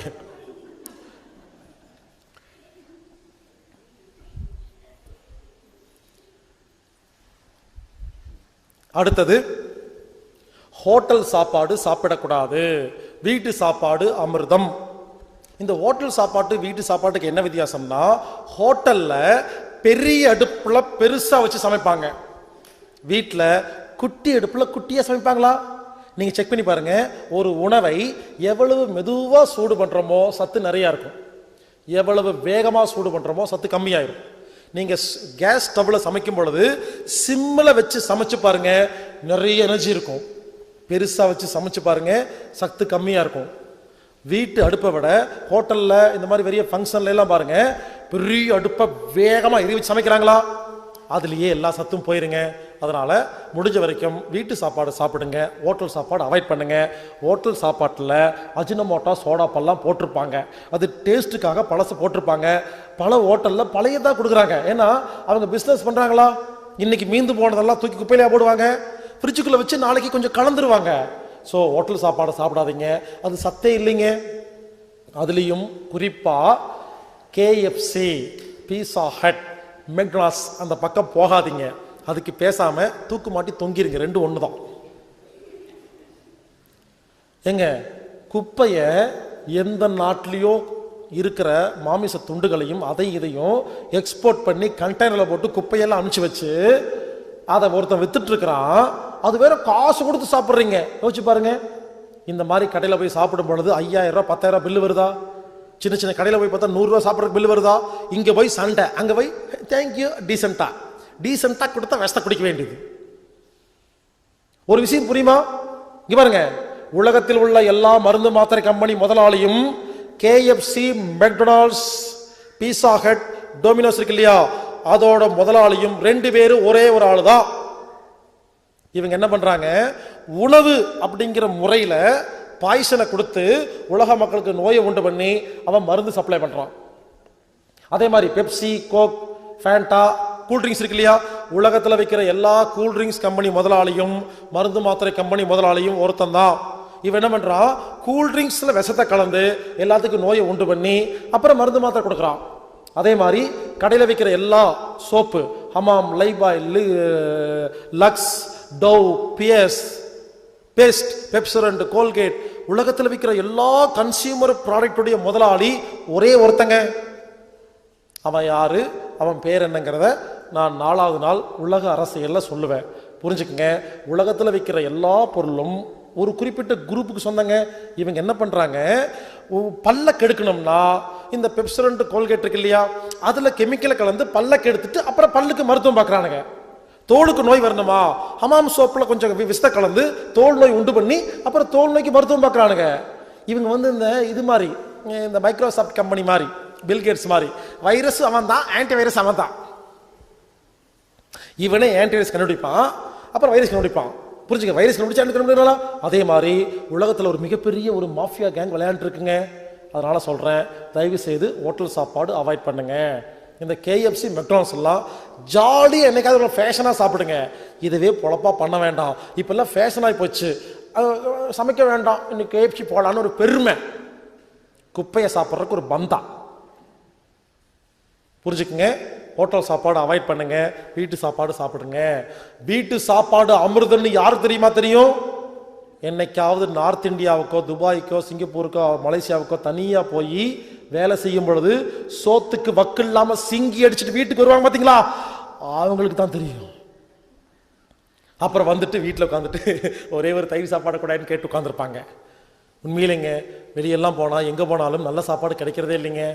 ஏன் தெரியலன்னா, வீட்டில் நல்ல சாப்பாடை சாப்பிட்டு சாப்பிட்டு உடம்புல நிறைய தெம்பு இருக்கா தெரிய மாட்டேங்குது. 6 மாதம் வெளியே போய் சாப்பிட்டு பாருங்க ஹோட்டலில், உடம்புல ஒன்றும் இல்லை, ஆடி போயிடும். யாராவது வீட்டு சாப்பாடை குறை சொல்லிட்டே சுற்றிட்டு இருக்கிறாங்களா, துரத்தி விடுங்க, எங்காவது நார்த் இந்தியாவுக்கு போயிட்டு வரட்டும். அப்புறம் வந்து உட்காந்து தக்காளி சாப்பாடு செஞ்சு கொடுன்னு கெஞ்சிட்டு இருக்குங்க. ஸோ வீட்டு சாப்பாடு அமிர்தம், ஹோட்டல் சாப்பாடு சரியில்லை. சாப்பிடுங்க, வேண்டான்னு சொல்ல. அதுவே ஒரு பொழப்பா செய்ய வேண்டாம். ஜாலியா ஏதோ ஜாலியா என்னைக்காவது ஃபேஷனா சாப்பிடுங்க. அடுத்தது, சாப்பிடும் பொழுது சம்மணங்கால் போட்டு உட்கார்ந்து முதுக நேரா வச்சு தான் சாப்பிடணும். அப்பதான் ஜீரணமாகும். காலை தொங்க போட்டுட்டு உட்கார்ந்துட்டு சாப்பிட்டா ஜீரணமாகாது. இங்க பாருங்க, காலை தொங்க போட்டு உட்கார்றது எவ்வளோ மோசம்னு சொல்கிறேன். நம்ம என்ன பண்ணுறோம், ஆஃபீஸு சேரு, வீட்டில் சோபா, கட்டில், பஸ்ஸில் போகும்போது, காரில் போகும்போது, டூ வீலரில், ஸ்கூலில், காலேஜில், ஃபங்க்ஷனில் எல்லா இடங்களிலும் காலை தொங்க போட்டு உட்கார்றோமா? இந்த காலை தொங்க போட்டு உட்கார்றது எவ்வளோ மோசம் தெரியுமா? ஏன்னா ரத்த ஓட்டமெல்லாம் காலுக்கே போயிருங்க, வயிற்றுக்கு வராது. புரிஞ்சுக்குங்க, சாப்பிடும் பொழுது சம்மண கால் போட்டு உட்கார்ந்து சாப்பிட்டீங்கன்னா சாப்பிட சாப்பிட ஜீரணமாகும். ஏன் தெரியுமா? காலுக்கு போக வேண்டிய ரத்தம் எல்லாம் வயிற்றுக்கு போகுமா, நல்லா ஜீரணமாகுங்க. முடிஞ்ச வரைக்கும் காலை தொங்க போட்டுட்டு உட்காராதீங்க. ஏன் தெரியுமா? ஒரு நாளைக்கு எவ்வளவு நேரம் காலை தொங்க போட்டு உட்கார்றீங்களோ உடம்பு ஆரோக்கியம் கெட்டு போங்க. இப்பெல்லாம் ஏன் தெரியுமா எல்லாத்துக்கும் நோய் வருது? எல்லாரும் காலை தொங்க போட்டு உட்கார்றதுதான். ஏன்னா ரத்த ஓட்டம் தேவையில்லாம காலுக்கு போயிருது. முக்கியமான உறுப்புகள் எங்க இருக்குது? இந்த இடுப்புக்கு மேலதான் இருக்கு எல்லா உறுப்புகளும்.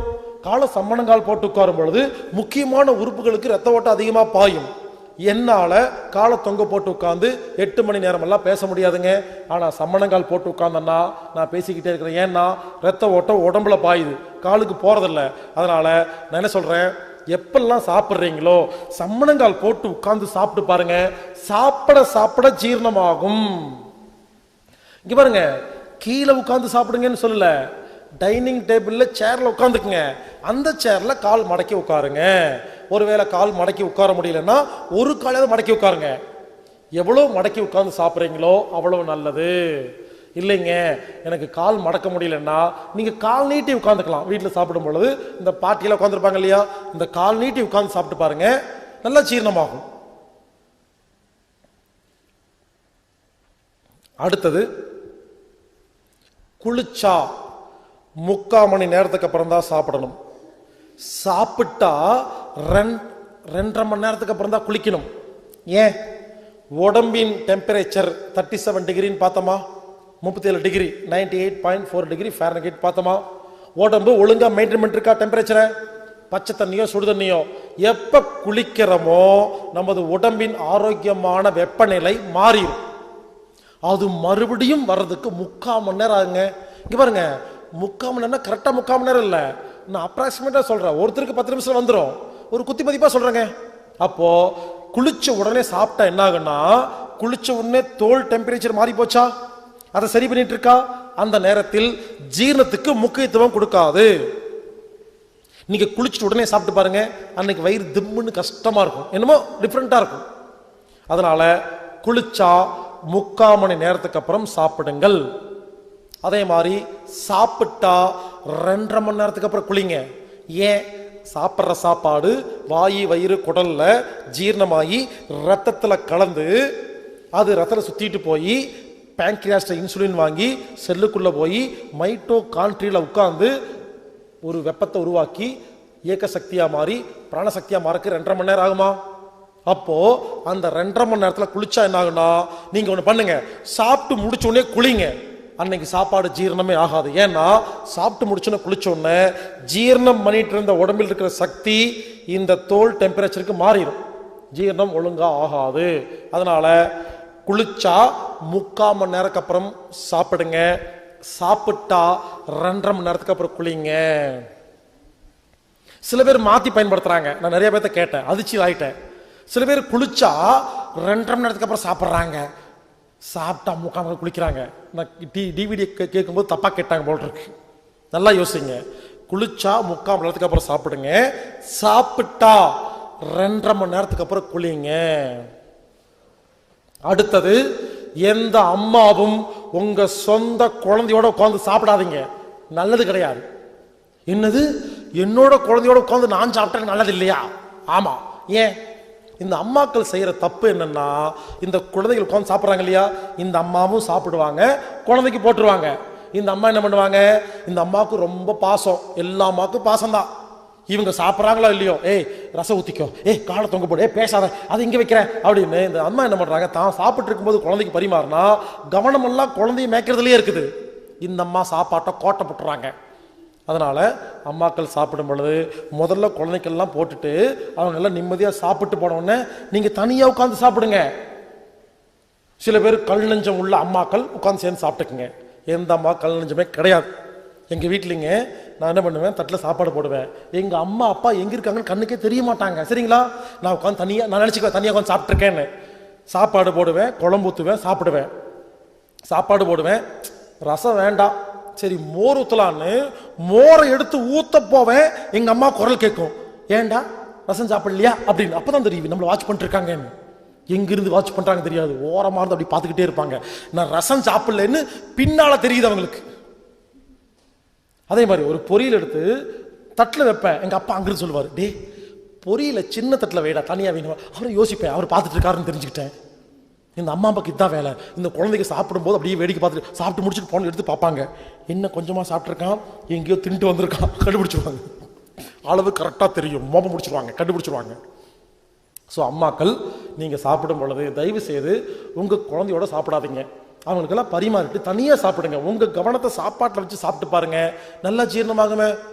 சில பேர் இருப்பாங்க கை குழந்தை வச்சிருப்பாங்க, அந்த கை குழந்தை மேலே ஏறும் கீழே இறங்கும், சாப்பாட்டு தட்டில் கால் வைக்கும், சுற்றி சுற்றி வந்துட்டு இருக்கும். அது கூட பேசிட்டே சாப்பிட்டீங்கன்னா நீங்கள் எப்படி சாப்பாடு ஜீரணம் பண்ணுவீங்க? கை குழந்தைய உங்கள் மாமியார்ட்டையும் அம்மாட்டையும் யார்ட்டையும் கொடுத்துட்டு ஒரு 5 நிமிஷம் கொடுத்துட்டு முழு கவனத்தையும் சாப்பாட்டில் வச்சு சாப்பிடுங்க. அம்மாக்கள் உங்கள் சாப்பாடு நல்லா ஜீரணமாகும். இங்கே பாருங்க, இன்னும் 2 பாயிண்ட் இருக்கு, அவ்வளோதான், சாப்பாடு முடிஞ்சிடுச்சு. இப்போ அடுத்த பாயிண்ட், எது எதெல்லாம் சாப்பிடலாம், எது எதெல்லாம் சாப்பிடக்கூடாது. சரிங்களா? எது எதெல்லாம் சாப்பிடலாம், எது எதெல்லாம் சாப்பிடக்கூடாது. டைம் ரொம்ப கம்மியாக இருக்குது, நிறைய ஐட்டம் இருக்குது, நான் ஸ்பீடாக சொல்லுவேன், முடிஞ்சா நோட் பண்ணிக்கங்க. எது எதெல்லாம் சாப்பிடலாம், எது எதெல்லாம் சாப்பிடக்கூடாது. ரெடி? Jude ready. என்ன வேணாலும் சாப்பிடலாம். இப்போ எதுக்கு பேப்பர் பண்ண தூக்கிட்டு உட்காந்துருக்கீங்க? என்ன வேணா சாப்பிடலாம். ஆனால் எல்லாரும் சொல்லுவாங்க, பூமிக்கு கீழே விளையிறத சாப்பிடாதீங்க அப்படின்னு சொல்லியிருக்கிறாங்களா? நிறைய பேர் சாப்பிடாம இருக்கீங்களா? சாப்பிடாமே இருங்க. அதே குரூப் கொஞ்ச நாளுக்கு அப்புறம் சொல்லும், பூமிக்கு மேலே விளையிறதையும் சாப்பிடாதீங்கன்னு சொல்லும். என்ன பண்ணுவீங்க? இருக்கிறதே 2 ஐட்டம் தான், பூமி கீழே 1, பூமிக்கு மேலே 1. புரிஞ்சுக்குங்க. பூமி கீழே என்ன விளையுது? கேரட்டு, பீட்ரூட்டு, உருளைக்கிழங்கு, கருணக்கிழங்கு, வெங்காயம், பூண்டு, அவ்வளோதான், முடிஞ்சு போச்சு. புரிஞ்சுக்குங்க. இதை சாப்பிட்டா என்ன வியாதி வரும்? இங்கே பாருங்க, ஒன்றும் இல்லை. பிரச்சனை பூமிக்கு கீழேயா மேலேயாங்கிறது இல்லை, உங்களுக்கு சாப்பிட தெரியுமா தெரியாதாங்கிறது தான். உருளைக்கிழங்க சாப்பிட்டா ஏன் என்ன ஆயிரும்? ஒன்றும் ஆகாது.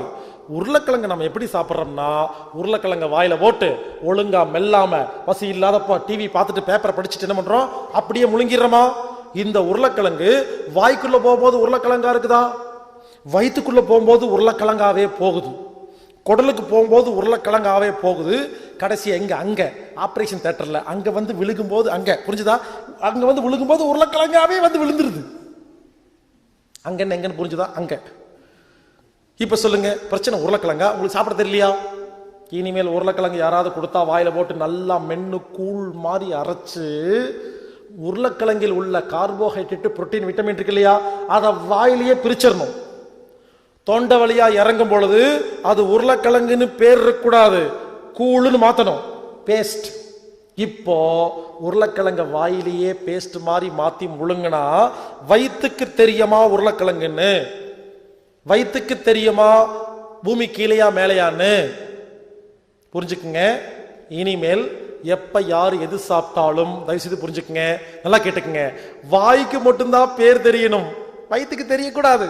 அப்படி சாப்பிட்டா இங்க பாருங்க, இனிமேல் எப்ப எதை சாப்பிட்டாலும் வாய்க்கு மட்டும்தான் பேர் தெரியணும், வயிற்றுக்கு தெரியக்கூடாது. இப்படி சாப்பிட்டீங்கன்னா பூமிக்கு மேல கீழையும் சாப்பிடலாம், பூமிக்கு மேலையும் சாப்பிடலாம். நேஷனல் ஜியோகிராபி சேனல் வர எல்லாத்தையும் பிடிச்சி சாப்பிடலாம், டிஸ்கவரி சேனல் வரதெல்லாம் பிடிச்சி சாப்பிடலாம், ஒன்றும் ஆகாது. பிரச்சனை சாப்பிட தெரியலை. இவருங்க சும்மா சொல்லிங்க, என்ன வேணா சாப்பிடலாங்க, நான் சும்மாலாம் சொல்ல. உங்க ஊர்லயே சில பேர் இருப்பாங்க, சிக்கன், மட்டன், சுக்கா, கொத்து, புரோட்டா, ஆனியன் ரோஸ்ட்னு நல்லா சாப்பிடுவாங்களா? 90 வயசு நல்லா இருப்பாங்களா? பார்த்துருப்போமா இல்லையா? அதே ஊர்ல தயிர் சாப்பாடு மட்டும் சாப்பிட்டு ஒருத்தர் கேன்சர் வந்திருக்கும், வந்திருக்கா இல்லையா? ஏன்? எது சாப்பிட்றோம் முக்கியம் இல்லைங்க, எப்படி சாப்பிட்றோம் தான் முக்கியம். அதனால இன்னைக்கு மத்தியானம் சாப்பிட போறீங்க இல்லையா, இன்னைக்கு மத்தியானம் நிறைய ஐட்டம் எல்லாம் கொடுப்பாங்க, நல்லா கேட்டுக்குங்க. எதுவுமே வாய்க்கு மட்டும்தான் பேர் தெரியணும், வயிற்றுக்கு தெரியக்கூடாது. இன்னைக்கு மத்தியானம் நல்லா மென்னு கூழ் மாதிரி அரைச்சு வயிற்றுல முழுங்கிட்டு வந்து உட்கார்ந்தீங்கன்னு வச்சுங்களேன், இன்னைக்கு மத்தியானம் உங்க வயிறு உங்ககிட்ட கம்ப்ளைண்ட் பண்ணணும். என்ன கம்ப்ளைண்ட் பண்ணணும்? ஏய், கடந்த 45 வருஷமா நானும் பார்த்துட்டு இருக்கிறேன், வயிற்றுல எனக்கு பேர் தெரிஞ்சது, இன்னைக்கு என்ன ஒரு பேரும் தெரியல அப்படின்னு கேட்கணும். நீங்க வைத்திட்ட சொல்லுங்க, வயிறு இனிமேல் உனக்கு பேரே தெரியாது, கூழ் மட்டும் தான் வரும்னு சொல்லிட்டீங்கன்னா என்ன வேணாலும் சாப்பிடலாம். பருப்பு வடை, மசால் வடை இருக்கு இல்லையா, நல்ல பெரிய மசால் வடை, அதுல கடல பருப்பு எல்லாம் போட்டிருப்பாங்க இல்லையா, அந்த வடையை நான் 1000 பேர்த்து கொடுக்குறேங்க. 1000 பேர்த்த சாப்பிட சொல்லுங்க. 1000 பேர் சாப்பிட்டு முடிச்சுட்டு 1000 பேர் அடுத்த மலம் போவாங்க இல்லையா, அப்ப போய் அதை ஜூம் பண்ணி பார்க்கலாம். 1000 பேர்த்து மலத்திலையும் என்ன இருக்கு தெரியுமா? பருப்பு வடையில கடலப்பருப்பு போட்டாங்களா குண்டு குண்டா, அந்த முழு கடலப்பருப்பு அந்த மலத்துல கிடக்கும். அப்ப என்ன அர்த்தம்? வடையில போட்ட கடலப்பருப்பு எந்த செக் போஸ்ட்லயும் மாட்டாம ஹைவேஸ்லயே பூந்து வந்துருச்சுன்னு அர்த்தம். அப்புறம் உட்கார்ந்துட்டு எனக்கு புரோட்டீன் கம்மியா இருக்குன்னு ஏன் கம்ப்ளைண்ட் பண்றீங்க? வடையில போட்ட பருப்பு அங்கேயே போச்சு. இனிமேல் எல்லாரும் மலம் போனா ஒரு முறை உத்து பார்க்கணும், எந்த பருப்பு இருக்கக்கூடாது. ஏன்? ஒரு கடுகு கூட இருக்கக்கூடாது. சில பேத்துக்கு பருப்பா இருக்கும், சில பேத்துக்கு வடையே கிடக்கும். சில பேருக்கு பார்த்தா கண்டுபிடிச்சிடலாம், தேங்காய், மாங்காய், பட்டாணி, சுண்டு எல்லாம் தெரியும், நேற்று என்ன சாப்பிட்டு சொல்லி போடலாம். சாப்பிட்ற தப்பு தப்பா சாப்பிட வேண்டியது, அப்புறம் உணவை குறை சொல்ல வேண்டியது. புரிஞ்சுக்குங்க, சாப்பிட்ற முறை தாங்க ரொம்ப முக்கியம். எந்த அளவுக்கு வாயில கூழ் மாதிரி அரைச்சு சாப்பிட்றோமோ அது மருந்தா தாங்க மாறும். இங்க பாருங்க, இனிமேல் மலத்துல ஒரு கடுகு கூட இருக்க கூடாது. எப்ப கடுகு இருக்கோ என்ன அர்த்தம்? கடுகு ஒழுங்கா ஜீரணமான அர்த்தமா? கடுகே இல்லைன்னா அப்ப எல்லாமே ஜீரணமாயிடுச்சு அர்த்தமா? புரிஞ்சுக்கங்க, கடுகு இல்லாத மலம் பெறுவோம், ஆரோக்கியமாக வாழ்வோம். உங்க ஊர்ல எனக்கு சின்ன ஸ்பான்சர் பண்ணுங்க. உங்க ஊர்ல ஒரு கல்வெட்டு ஒன்னு எடுத்து நடு பஸ் ஸ்டாண்ட் பக்கத்துல எடுத்து வைங்க, சரிங்களா? அதுல கடுகு இல்லாத மலம் பெறுவோம், ஆரோக்கியமாக வாழ்வோம் போட்டு ஈழர் பாஸ்கர் எழுதி வைங்க. பிற்காலத்துல சந்ததிகள் பார்த்து புரிஞ்சுக்குமா இல்லையா? இன்னொரு ஐடியா, நாம ஒழுங்கா சாப்பிட்டோமா இல்லையான்னு எப்படி கண்டுபிடிக்கிறதுனா, யூரோப்பியன் டாய்லெட் இருக்கு இல்லையா, உட்கார்ந்து லெட்டின் போற மாதிரி, அதுல தண்ணி இருக்குமில்ல, இங்க பாருங்க, தப்பு தப்பா சாப்பிட்டுட்டு போய் மலம் போங்க, மலம் தண்ணியில முங்கிரும். நான் சொன்ன மாதிரி நல்லா கூழ் மாதிரி இறைச்சு சாப்பிட்டுட்டு மலம் போங்க, எல்லா மலமும் தண்ணியில மிதக்கும். யார் ஒருவர் ஒழுங்கா சாப்பிட்றீங்களோ மலம் தண்ணியில மிதக்கும். தப்பு தப்பா சாப்பிட்டா மலம் தண்ணியில முங்கிரும். எவ்வளவு சிம்பிள் ஐடியா! நீங்க ஒழுங்கா சாப்பிட்றீங்களா இல்லையான்னு கண்டுபிடிக்கிறதுக்கு சிம்பிள் டெக்னிக். முங்குச்சா மேந்துச்சா, வேலை முடிஞ்சிருச்சு. இங்க பாருங்க, மிதக்கணும். நான் திடீர்னு உங்க வீட்டுக்கு வருவேன், ஆபரேஷன் தியேட்டர் நீங்க போயிருக்கீங்கன்னு சொல்லுவாங்க, வீட்டுல வெயிட் பண்ணிட்டு இருப்பேன், கதவை திறக்கும் போது கேள்வி கேட்பேன், முங்குச்சா மேந்துச்சான்னு. மரியாதையா பதில் சொல்லணும். முங்குனா மாட்டிட்டீங்க, மிதக்கணும். சில பேர் யோசிக்கிறீங்க, தம்பி உனக்கு வேற வேலை வெட்டியே இல்லையா, இதெல்லாம் உட்காந்து ஆராய்ச்சி பண்ணியா, என்ன பண்றது, ஃப்ரீ டைம்ல ஹாபியா இருக்கும்போது இப்படி எல்லாம் யோசிக்கிறதா?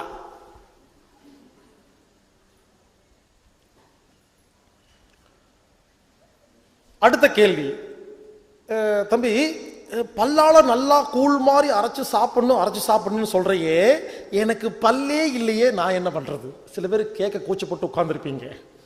அதுக்கு பதில் சொல்றேன். எப்ப பல்லு இல்லையோ, நீங்க குழந்தைக்கு பல்லு இல்லையா, அதுக்கு என்ன பண்றோம்?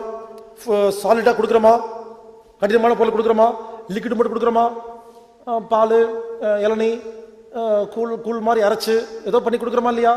எப்ப பல்லு போச்சோ, நீங்க குழந்தைகள் எப்படி சாப்பிடணும்னா, பல்லு போனவங்க யாருமே கடினமான பொருளை சாப்பிடவே கூடாது. கஞ்சி லிக்விட் ஐட்டம் தான் சாப்பிடணும், நீராகாரம் தான் சாப்பிடணும்.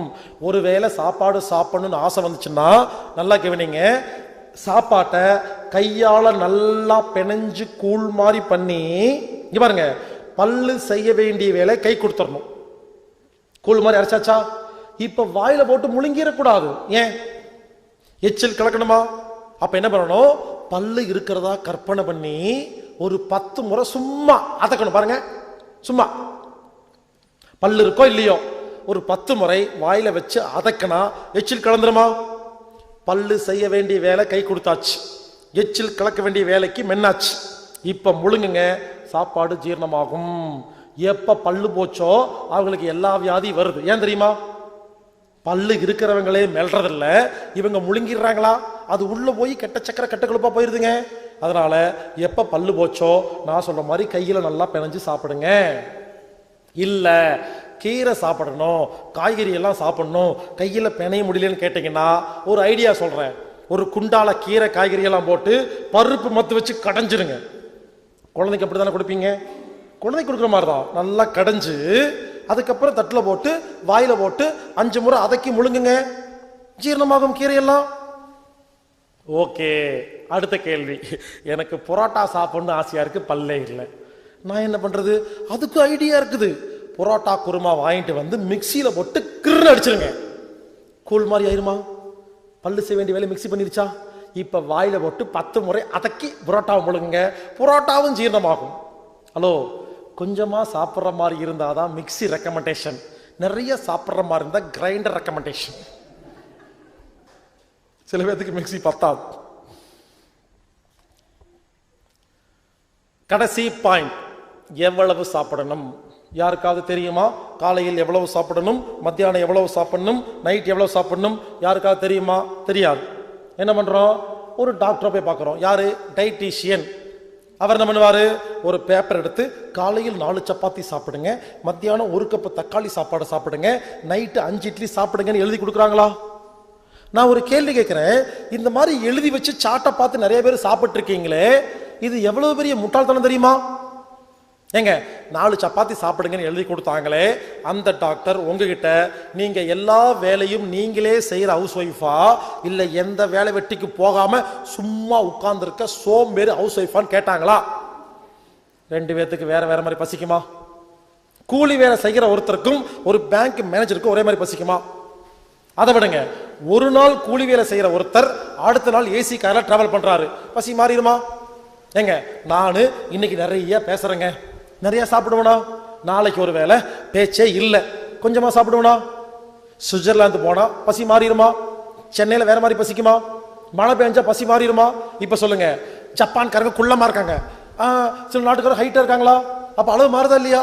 புரிஞ்சுக்குங்க, ஒரு மனிதன் ஒரு நேரத்துக்கு எவ்வளவு சாப்பிடணுங்கிறது ஹைட்டு, வெயிட்டு, வயசு, கிளைமேட்டு, மழை, மூடு, ஏசி, நான் ஏசி, ரூஃப் என்ன போட்டிருக்கு, காங்கிரீட்டா இல்ல சிமெண்ட் சீட்டா இல்ல ஓடா இல்ல கூரை வீடா, ரோட்ல வேலையா வீட்டுல வேலையா, மூடு, இத்தனை விஷயத்தை பொறுத்து மாறுங்க. அதனால ஒரு நாளைக்கு ஒரு மனிதன் ஒரு நேரத்துக்கு எவ்வளவு சாப்பிடணும்னு உலகத்துல யாராலையும் ஒழுங்கா சொல்லவே முடியாது. நான் ஒருவேளை டைட்டிஷியன்ல PhD வாங்கியிருந்தாலும் நான் நாளைக்கு மத்தியானம் என்ன சாப்பிடணும்னு எனக்கே சொல்ல முடியாதப்போ நான் எப்படி உங்களுக்கு சொல்ல முடியும்? அதனால அந்த சாட்டை எல்லாம் கிழிச்சு குப்பையில போடுங்க, அதெல்லாம் செல்லாது. இன்னொரு காமெடி சொல்றேன், இனிமேல் யாரும் எழுதி வச்சு சாப்பிட மாட்டீங்க, காலையில 4 சப்பாத்தி சாப்பிடுங்கன்னு எழுதி கொடுத்து அதை பார்த்து சாப்பிடுறீங்களே, உங்க வீட்டு சப்பாத்தி இவ்வளோ பெருசு இருக்குமா இல்ல இவ்வளோ பெருசு இருக்குமான்னு சாம்பிள் காமிச்சிங்களா? யோசிச்சு பாருங்க. ஒரு வீட்டு சப்பாத்தி குண்டா இருக்குது, ஒன்னு சாப்பிட்டா வயிறு நிறைஞ்சிருதா? ஒரு வீட்டு சப்பாத்தி அப்பள மாதிரி இருக்கா, 7 சாப்பிட்டா வயிறு நிறையலையா? அப்போ உங்க வீட்டு சப்பாத்தியோட திக்னஸ், டென்சிட்டி, டயாமீட்டர் கொடுக்காம அவர் எப்படி 4 சப்பாத்தின்னு சொன்னார்? Technical problem. இந்த மாதிரி யோசிச்சு பாருங்க. ஒரே காமெடியா இருக்குங்க. மத்தியானம் 1 கப்பு தக்காளி சாப்பாடு சாப்பிடுங்கன்னு சொல்றாங்களா? உங்க வீட்டுல இவ்வளவு பெரிய கப்பு இருந்தா அவர் என்ன பண்ணுவாரு? உங்க வீட்டு கப்பு பார்த்தா வந்து கப்புடைய டெப்த் சொன்னாரா, டயமீட்டர் சொன்னாரா? யோசிச்சு பாருங்க. இது கூட தெரியாத ஒருத்தர் உங்க டாக்டரா? நைட்டு 5 இட்லி சாப்பிடுங்கன்னு சொல்றாங்களே, எல்லா வீட்டு இட்லியும் ஒரே சைஸ் இருக்கா? இப்ப புதுசா வந்திருக்கு 14 இட்லி, அந்த இட்லி இந்த இட்லி வந்திருக்கா இல்லையா? அப்ப ஒவ்வொரு இட்லி சைஸ் மாறுதா இல்லையா? அப்ப இது கூட யோசிக்க தெரியாம என்ன படிச்சாங்க? புரிஞ்சுக்கங்க. இப்படி எல்லாம் எழுதி வச்சு யாரும் சாப்பிடவே முடியாது. கிழிச்சு குப்பையில போடுங்க. நான் சொல்ற மாதிரி சாப்பிடுங்க. சாப்பாட்டுக்கு அளவெல்லாம் கிடையாதுங்க. புரிஞ்சுக்குங்க. எப்ப பசிக்குதோ சாப்பாட்டு பக்கம் போங்க. மனசுக்கு பிடிச்ச மாதிரி ஆசை தீர சாப்பிடுங்க. சரிங்களா? மறுபடியும் ரூல்ஸ், அடுத்த பசி வந்தாதான் சாப்பிடணும். அதனால சாப்பாட்டுக்கு அளவு கிடையாது. எவ்வளவு வேணாலும் சாப்பிடலாம். இது வரைக்கும் சாப்பிடுங்க, ஒன்றும் ஆகாது. அளவு அதிகமாக சாப்பிட்டா ஒன்றும் ஆகாது. சில பேர் நினைக்கலாம், என்ன தம்பி நிறைய சாப்பிட்டு ஒன்றாகாதுன்னு சொல்றியே, 4 சப்பாத்தி சாப்பிட வேண்டிய இடத்துல 7 சப்பாத்தி சாப்பிட்டா வியாதி தானே வரும் அப்படின்னு நினைச்சிங்கன்னா கிடையாது.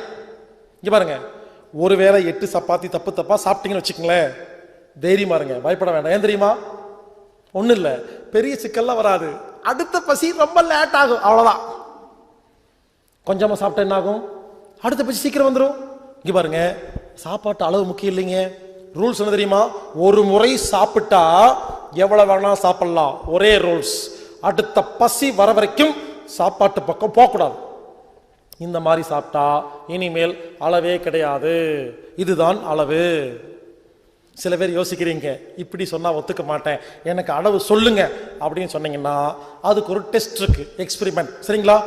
நீங்க காலையில மத்தியானம் நைட்டு எவ்வளவு சாப்பிடணுங்கிறத கண்டுபிடிக்கிறதுக்கு ஒரு டெஸ்ட் இருக்கு, எக்ஸ்பெரிமெண்ட். நான் சொல்றேன், அந்த மாதிரி செஞ்சு நீங்களே கண்டுபிடிச்சு சாப்பிட்டுக்குங்க. சரிங்களா?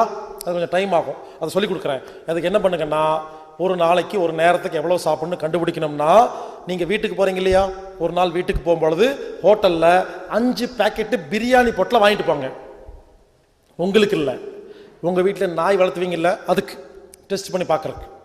ஒரு பிரியாணி பொட்டலத்தை நாய்க்கு உடைச்சு போடுங்க. உங்க வீட்டு நாய் என்ன பண்ணும்? மொத்த பிரியாணியை சாப்பிட்டு வாழாட்டும், இன்னொரு முறை கொடுங்க அப்படின்னு கேட்கும். இன்னொரு பேக்கெட்டை உடைச்சு போடுங்க, அந்த நாய் அதையும் சாப்பிட்டுருமா? 3வது பிரியாணி பேக்கெட்டை உடைச்சு போட்டீங்கன்னா அந்த நாய் என்ன தெரியும் பண்ணும்?